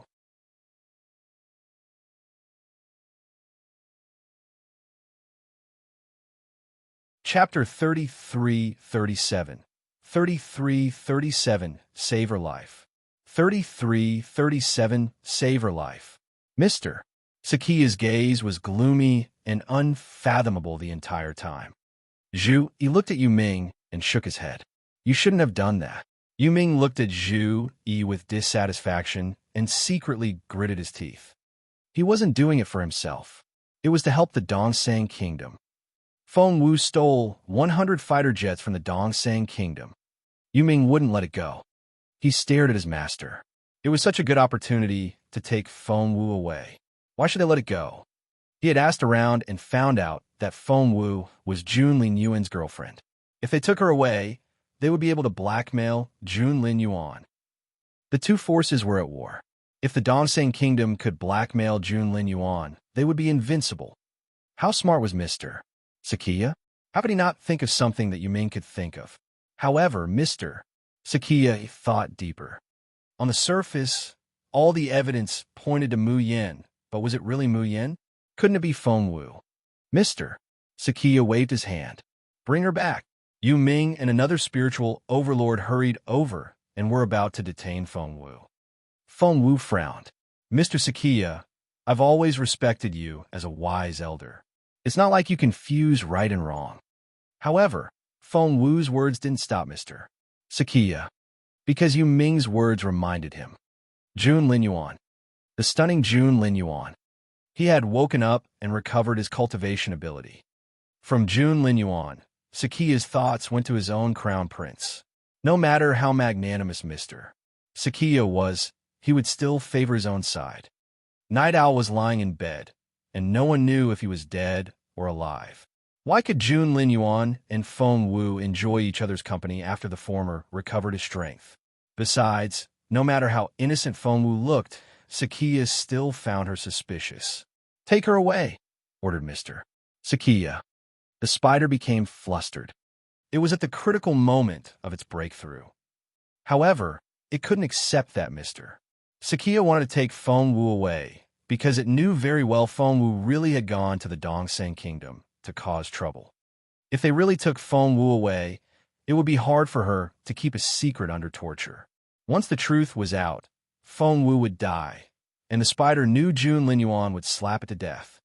At that thought, the sacred Imperial spider appeared between Mr. Sakiya and Feng Wu. Wait! The spider stared at Mr. Sakiya. This is my territory. Shouldn't you ask for my permission first? Mr. Sakiya stared at the sacred Imperial spider and waved his hand. This is none of your business. The sacred Imperial spider didn't move. Mr. Sakiya's expression was unprecedentedly serious as he warned the spider.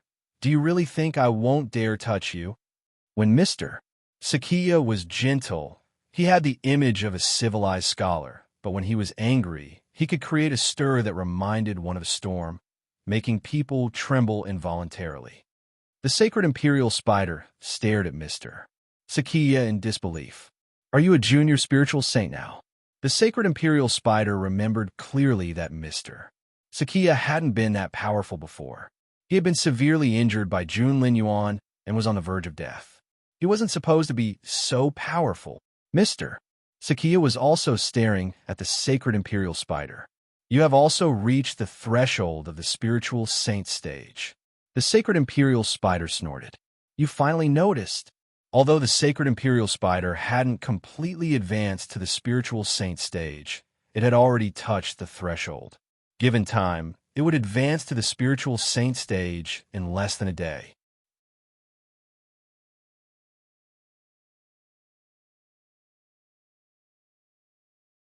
Chapter 33-38. 33-38 Crisis. 3338 Crisis. Mr. Sakiya said indifferently, If you don't want all your years of cultivation to go to waste, stand aside. Are you threatening me? The sacred Imperial spider asked angrily. Mr. Sakia said, you're a smart creature. What he meant was that a smart creature should protect itself and not get involved blindly. The sacred Imperial spider also wanted to protect itself.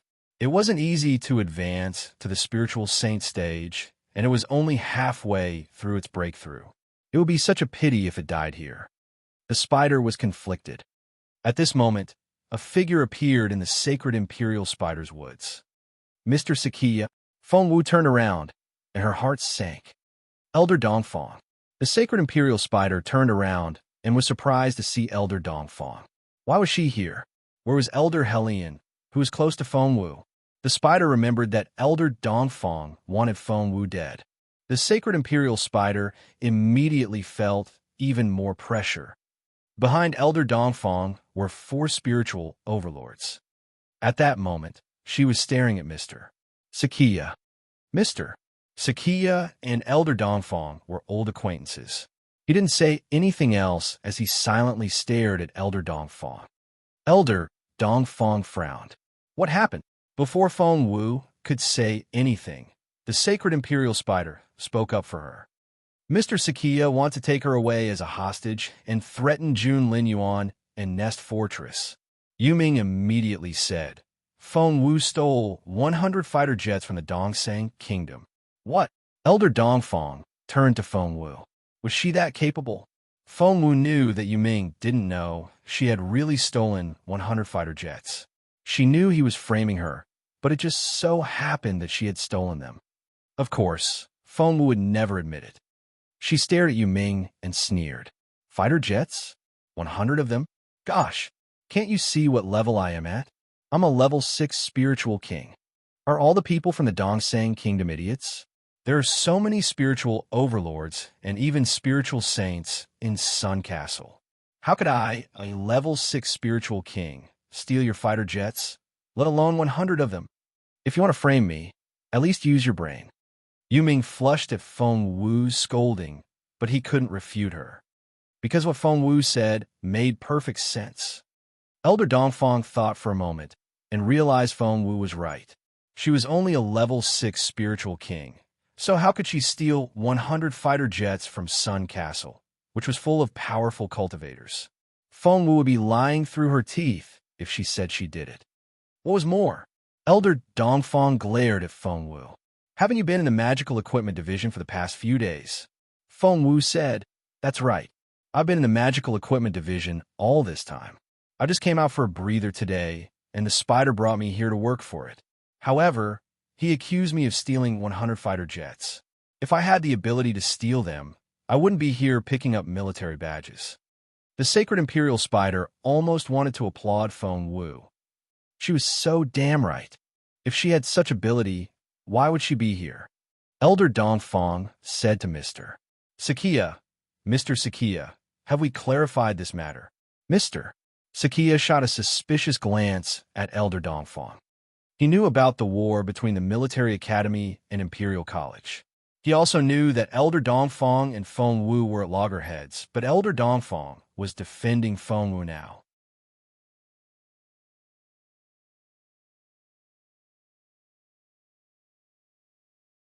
Chapter 3339, 3339 Elder Dongfang. 3339 Elder Dongfang. Yu Ming said directly, Elder Dongfang, it's best if you don't interfere in this matter. It would do you good. Feng Wu was alarmed, was hostile to her to begin with, if she helped the Dongsang Kingdom now. However, to Feng Wu's surprise, Elder Dongfang smirked. In the Junwa Empire, there is competition between the Military Academy and Imperial College.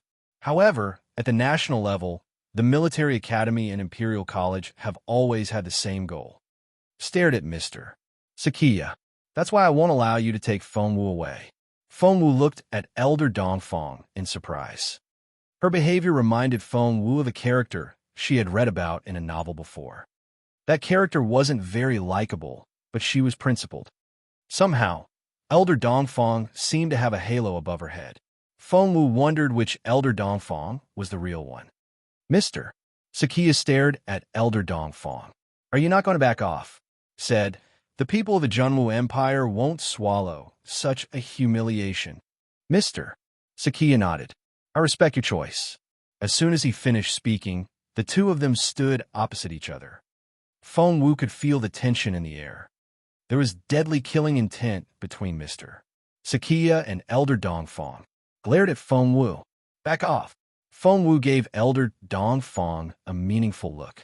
This battle was beyond the capability of a level 6 spiritual king. No matter how good she was at fighting, there was no way she could ignore the gap between their levels. Taking a deep breath, Feng Wu accepted Elder Dongfang's kindness and stood behind her. Bring it on. Elder Dongfang bluntly invited Mr. Sakia to fight to the death. Strong killing intent gathered between them. Before Feng Wu could react, Elder Dongfang and Mr. Sakia had already started fighting. Was a peak level 9 spiritual overlord. Mr. Sakia was at the initial stage of a spiritual saint, but he was severely injured.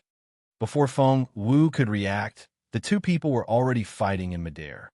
The sacred Imperial spider watched the battle for a while and grew anxious. It said to Feng Wu, although Elder Dongfang isn't injured, there's a world of difference between a peak level 9 spiritual overlord and an early stage spiritual saint. Your elder will definitely lose. That was what Feng Wu thought. Hence, she became anxious. It had been so many days. Hadn't Jun Linyuan come out of seclusion yet? Feng Wu didn't place her hopes on the general, because the general, Mr. Su and Elder Helion had gone to fight the 4 Dongseng masters, so they couldn't spare any time. Feng Wu had wondered if Elder Dongfang was up to something, but when she saw how badly Mr. Sakia injured Elder Dongfang and the blood she vomited, Feng Wu finally believed her. Feng was sent flying by Mr. Sakia. She crashed into a huge tree with a bang. The tree that was thick enough for 5 people to wrap their arms around was crushed, but Elder Dongfang kept flying backward. She only stopped after crushing over 10 big trees. Mr. Sakia was about to step forward when Feng Wu stared at him coldly. Mr. Sakia, I used to respect you, but I despise you for what you've done. She then ran toward Elder Dongfang.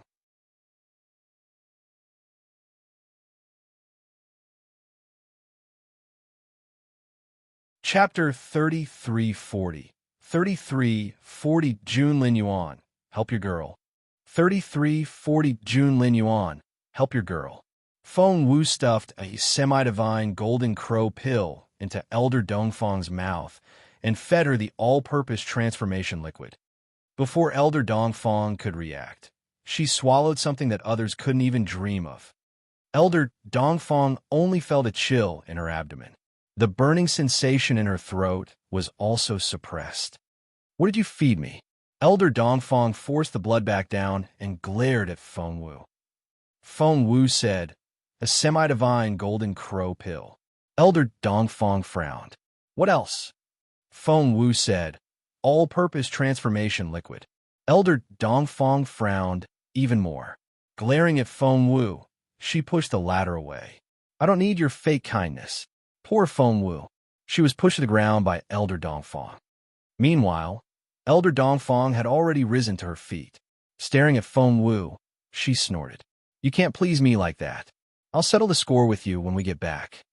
With that, Elder Dongfang staggered toward Mr. Sakia. Feng Wu looked at Elder Dongfang in resignation. What a stubborn but soft-hearted old lady. By then, more and more people came from Mr.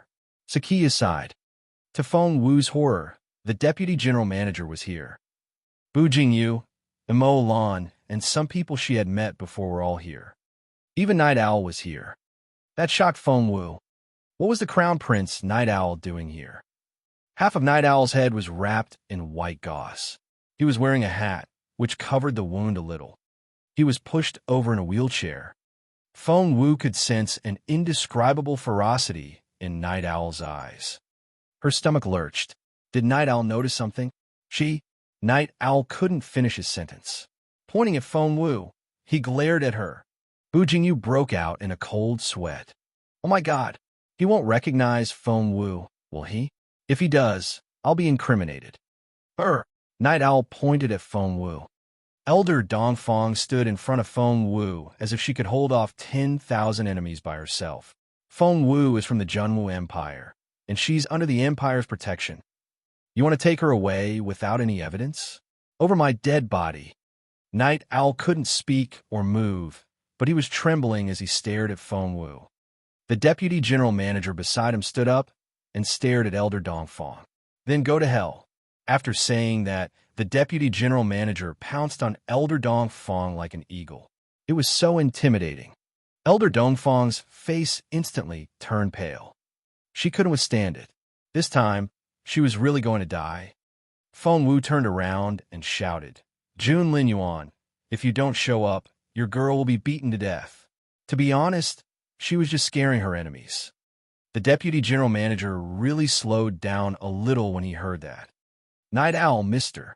Sakia, and the others all looked behind Feng Wu.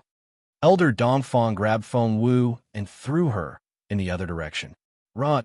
Jun Linyuan was in seclusion, so she knew Feng Wu was trying to confuse their enemies. The girl should take this chance and run. Feng Wu was thrown backward. "I'm here." Everybody heard a clear voice. Feng Wu, on the other hand, was wrapped in a pair of strong arms.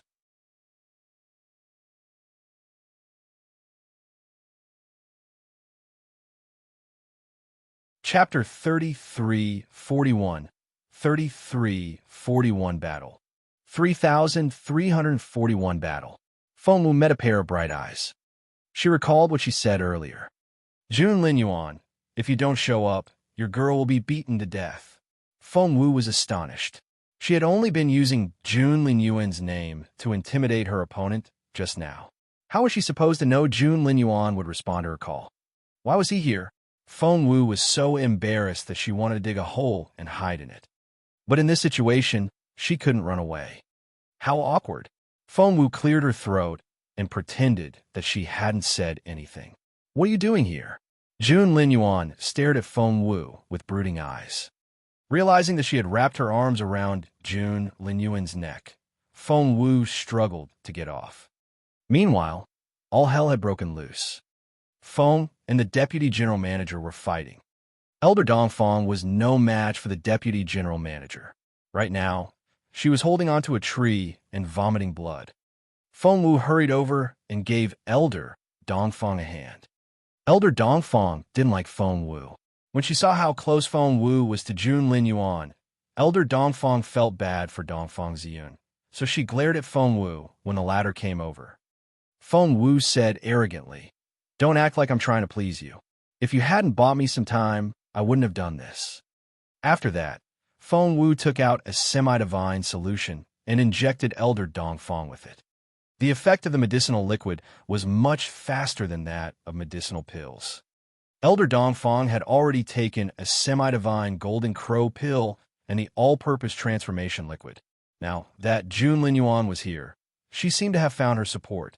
She was relieved of the burden and sat down cross-legged under the tree to cultivate. Feng Wu looked at Elder Dongfang helplessly. Jun Linyuan and the steward were the only two spiritual saints here, and the other side was obviously stronger. Why was Elder Dongfang so relaxed? Did she think everything would be fine with Jun Linyuan around? Right now, Jun Linyuan didn't do anything. With his sword on his back, he stared into the distance, and an intangible kingly aura emanated from him. Not many people could withstand that pressure. Feng Wu looked at Jun Linyuan, who stood out from the crowd, and then at Night Owl, who was covered in gauze. She didn't know what to say. She wanted to ask Night Owl if he regretted blowing up Jun Linyuan. Feng Wu had no idea Feng was so capable. He was actually a spiritual saint. Against the deputy general manager, he was calm and at ease. Thump! Feng threw a punch, and the deputy general manager fell to the ground. He tried to stop himself, but his feet kept sliding backward. He slid for dozens of meters before stopping. Feng Wu noticed that the deputy general manager looked like he was going to vomit blood, but he held it in. It was obvious that Feng was much more capable than the deputy general manager. Feng Wu praised him right away. Our crown prince is much more powerful than theirs, and Feng is much more powerful than theirs. Feng was going to say deputy general manager, but she then remembered if she hadn't been to Sun Castle before, she wouldn't have known that man's job. Hence, she changed her words. Feng smiled at Feng Wu. Night Owl's face was already red with anger. Of course, he knew Feng Wu had said that on purpose.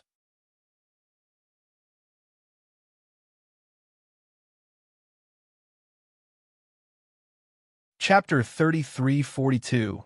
3342 Brother June. 3342 Brother June. Night Owl's face was already red with anger. Of course, he knew Feng Wu had said that on purpose. Before he could say anything, Yu Ming bellowed, "Feng Wu, how dare you?" Feng Wu felt safe with June Linyuan around. She darted a look at Yu Ming, then turned around and tugged at June Linyuan's sleeve. "Your Royal Highness, he's so mean to me," little Feng Wu complained. So what if she wasn't a spiritual saint? She had a spiritual saint behind her. "Your Royal Highness?" June Linyuan frowned. Feng Wu wondered how else she should address him. Bro. He would probably smack her. Brother June. Feng Wu played along because she wanted to annoy her enemies. Brother June, they're bullying me. Feng Wu was indeed a weakling in front of these big shots. But her greatest strength was her flexibility. She didn't mind asking for help or admitting her weakness. Now that her patron was here, she couldn't wait to complain about her mistreatment. The people of the Dongsang Kingdom were astonished. Bu Jingyu rubbed his eyes and thought, she's tugging at a man's sleeve in front of so many people. Isn't she ashamed? The others around him thought the same. Fine. She's young and probably can't help showing off her patron, but June Linyuan won't buy it, will he? He's not someone who falls for such tricks. Look at June Linyuan's big frown. That was what Night Owl and Mr. Sakia thought. All the other Dongsangers felt the same way. They were all waiting for June Linyuan to wave his hand and smack Feng Wu away. Not far away, Elder Dongfang, who was sitting under a tree, saw those people's expectant gazes. She looked disdainfully at them as she recovered from her injuries. They'll be disappointed. June Linyuan must be thrilled. If he didn't like Feng Wu, he would have sent her flying a long time ago, just as he had done to Dongfang Ziyun. Fearing that her cultivation would go awry, Elder Dongfang closed her eyes. Out of sight, out of mind. As expected, June Linyuan frowned, but he didn't push Feng Wu away. He only said calmly, "And?" Feng Wu tugged at June Linyuan's sleeve. "Brother June, they said I stole 100 fighter jets from the Dongsang Kingdom." 100. June Linyuan lowered his eyes. "Impressive." Feng Wu said, "That's right. Everyone in the Dongsang Kingdom is useless. With so many experts guarding the fighter jets, I, a level 6 spiritual king, can steal 100 of them." Everyone on Feng Wu's side laughed. The people from the Dongsang Kingdom looked embarrassed. "Come out now." Feng Wu heard what June Linyuan said and looked up, wondering to whom June Linyuan was talking. She followed June Linyuan's gaze and found the person. It was Yu Ming. Staring into June Linyuan's dark eyes, Yu Ming felt a chill run down his spine. He was indeed very capable in front of ordinary people, but compared to June Linyuan, Yu Ming's heart trembled. He looked at his master for help. Mr. Sakia's expression was extremely ugly. Last time, June Linyuan had injured him here. When Mr. Sakia stared at June Linyuan, he suddenly realized the latter was different from before.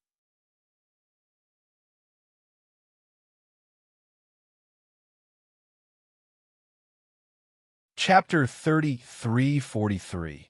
3343 Dragon Phoenix Blood. 3343 Dragon Phoenix Blood. Mr. Sakia frowned. Something seemed to have happened to June Linyuan.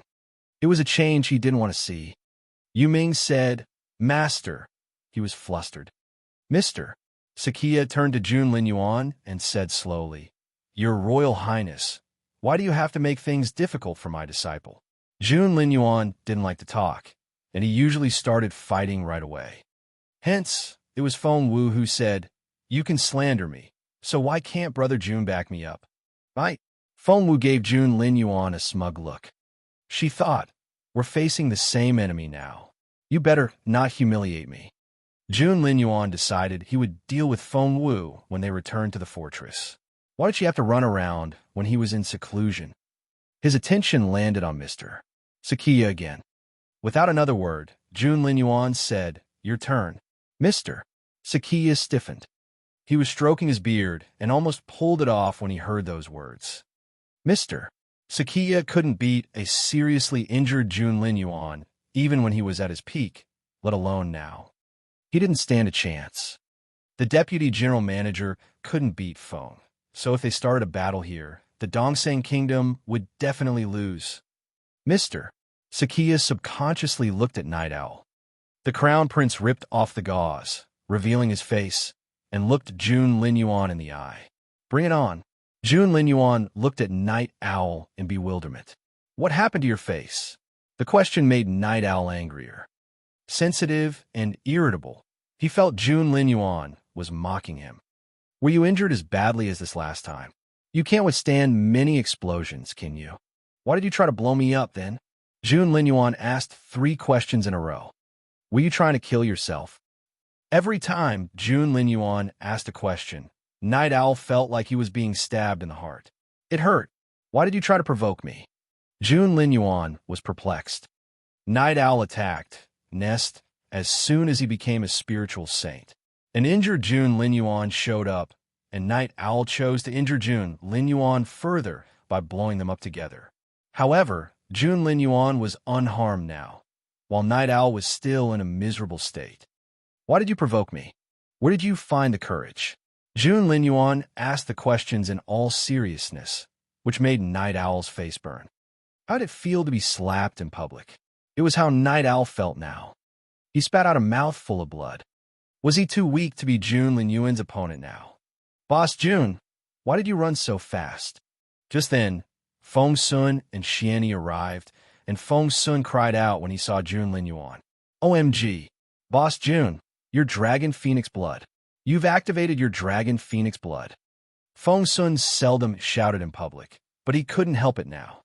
The Dragon Phoenix blood. All eyes were on Jun Linyuan. The crown prince stood there with his hands behind his back, his sleeves billowing in the wind. He looked indescribably handsome. Night Owl was dumbfounded. Mr. Sakiya had a bitter taste in his mouth, and he couldn't even smile. The deputy general manager was shocked. His expression was ugly and extremely vigilant. Elder Dongfang forgot about her cultivation as her eyes opened wide. Everybody stared at Jun Linyuan. The Dragon Phoenix blood logo.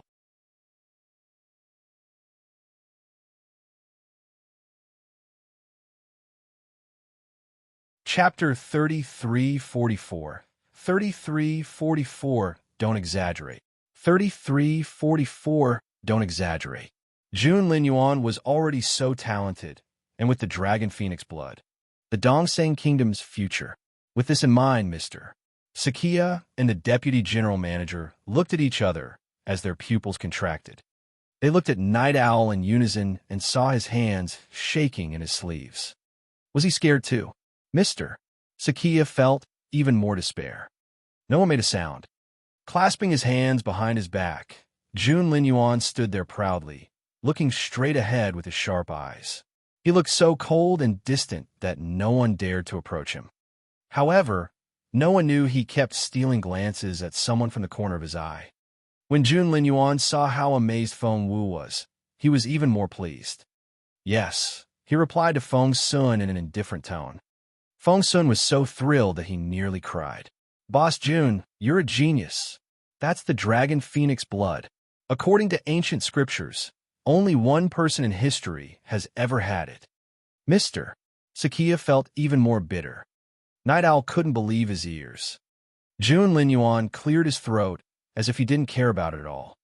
However, if that really were the case, why would he glance at Feng Wu all the time? Feng Sun was perplexed. Feng Wu was really amazed. She didn't expect Jun Linyuan to actually activate the Dragon Phoenix blood. That was really. Her beautiful master gave her the Divine Phoenix blood, but Jun Linyuan had activated his bloodline himself. Feng Wu had to admit she wasn't as good as him in that aspect. She was about to praise Junlin Yuan when she saw the look on Night Owl's face. He looked as if he had been struck by lightning. Feng Wu immediately had an idea. Feng Wu tugged at Junlin Yuan's sleeve and said with sparkling eyes, "Oh my God, Jun. Brother Jun, you're so awesome. You're the best. You're the smartest, most handsome, elegant, and dignified man in the world. You're amazing. All other teenagers are useless in front of you, including that Night Owl." Feng Wu's eyes were filled with admiration, making Jun Linyuan believe he really was the most impressive, awesome person in the world. Holy crap! The Crown Prince was overjoyed when he heard Feng Wu's compliments. His expression became even more serious, but his earlobes still turned a little red. The Crown Prince darted a look at Feng Wu and frowned. "Don't exaggerate." Feng Wu could tell Jun Linyuan was enjoying it. His face was grim, but he was smiling a little. What a vain Crown Prince! Feng Wu was elated. She had found the Crown Prince's weakness. Seeing how happy Feng Wu was, Jun Linyuan sighed in resignation. Feng Wu wasn't done yet. "Dragon Phoenix blood. That's Dragon Phoenix blood. Night Owl, what kind of blood do you have? How does it compare with Jun Linyuan's Dragon Phoenix blood?" Feng Wu said that on purpose. She wanted to show off so much that Night Owl was scared. Night Owl had always regarded Jun Linyuan as his greatest enemy and only opponent. That was why he still hadn't recovered from his shock. However, Feng Wu provoked him on purpose. Feng Wu asked Jun Linyuan, "How did you activate the Dragon Phoenix blood? Didn't Night Owl try to blow you up? How did you recover? Did your bloodline activate automatically?"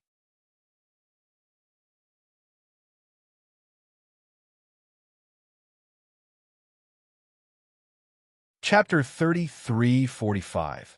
3345. Did I let you go?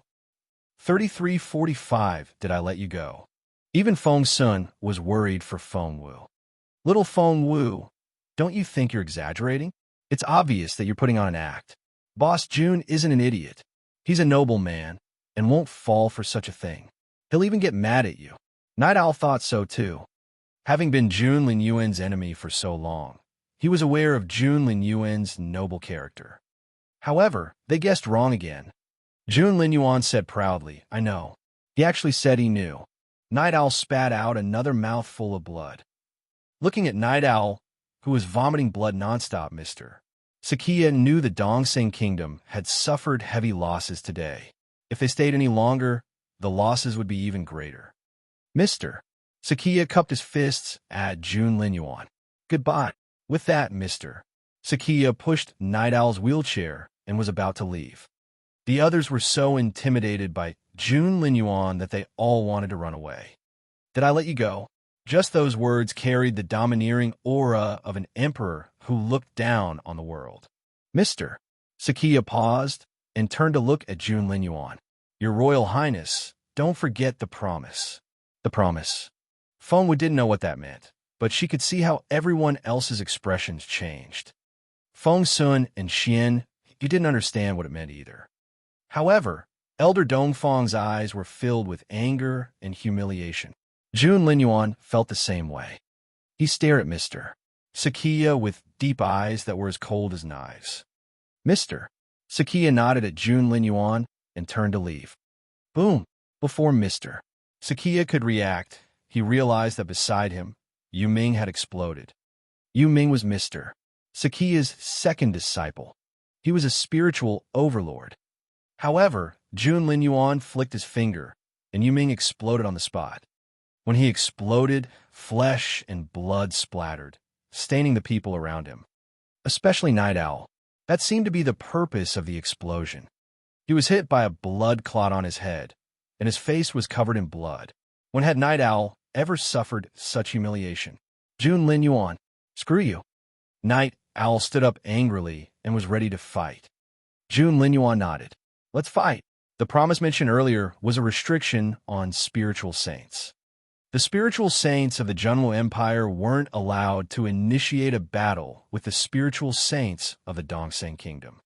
This was the unequal treaty that Feng Xiangnan had signed with Xue Jibei to protect the people of Nest when the fighter jets bombarded the fortress. Mr. Sakia held down the enraged night owl. His expression was serious, and his tone was cold. "You Royal Highness, calm down." Night Owl also wanted to calm down, but how could he? "Jun Linyuan, you're going too far." Night Owl smashed the wheelchair to pieces. Although he relied on the powerful physique of a spiritual saint to wake up, without the immortal spiritual fruit to treat him, his cultivation recovery would be very slow. Jun Linyuan smiled a little. That was the coldest sneer that Feng Wu had ever seen on his face. "Night Owl, we're just getting started." Jun Linyuan smirked.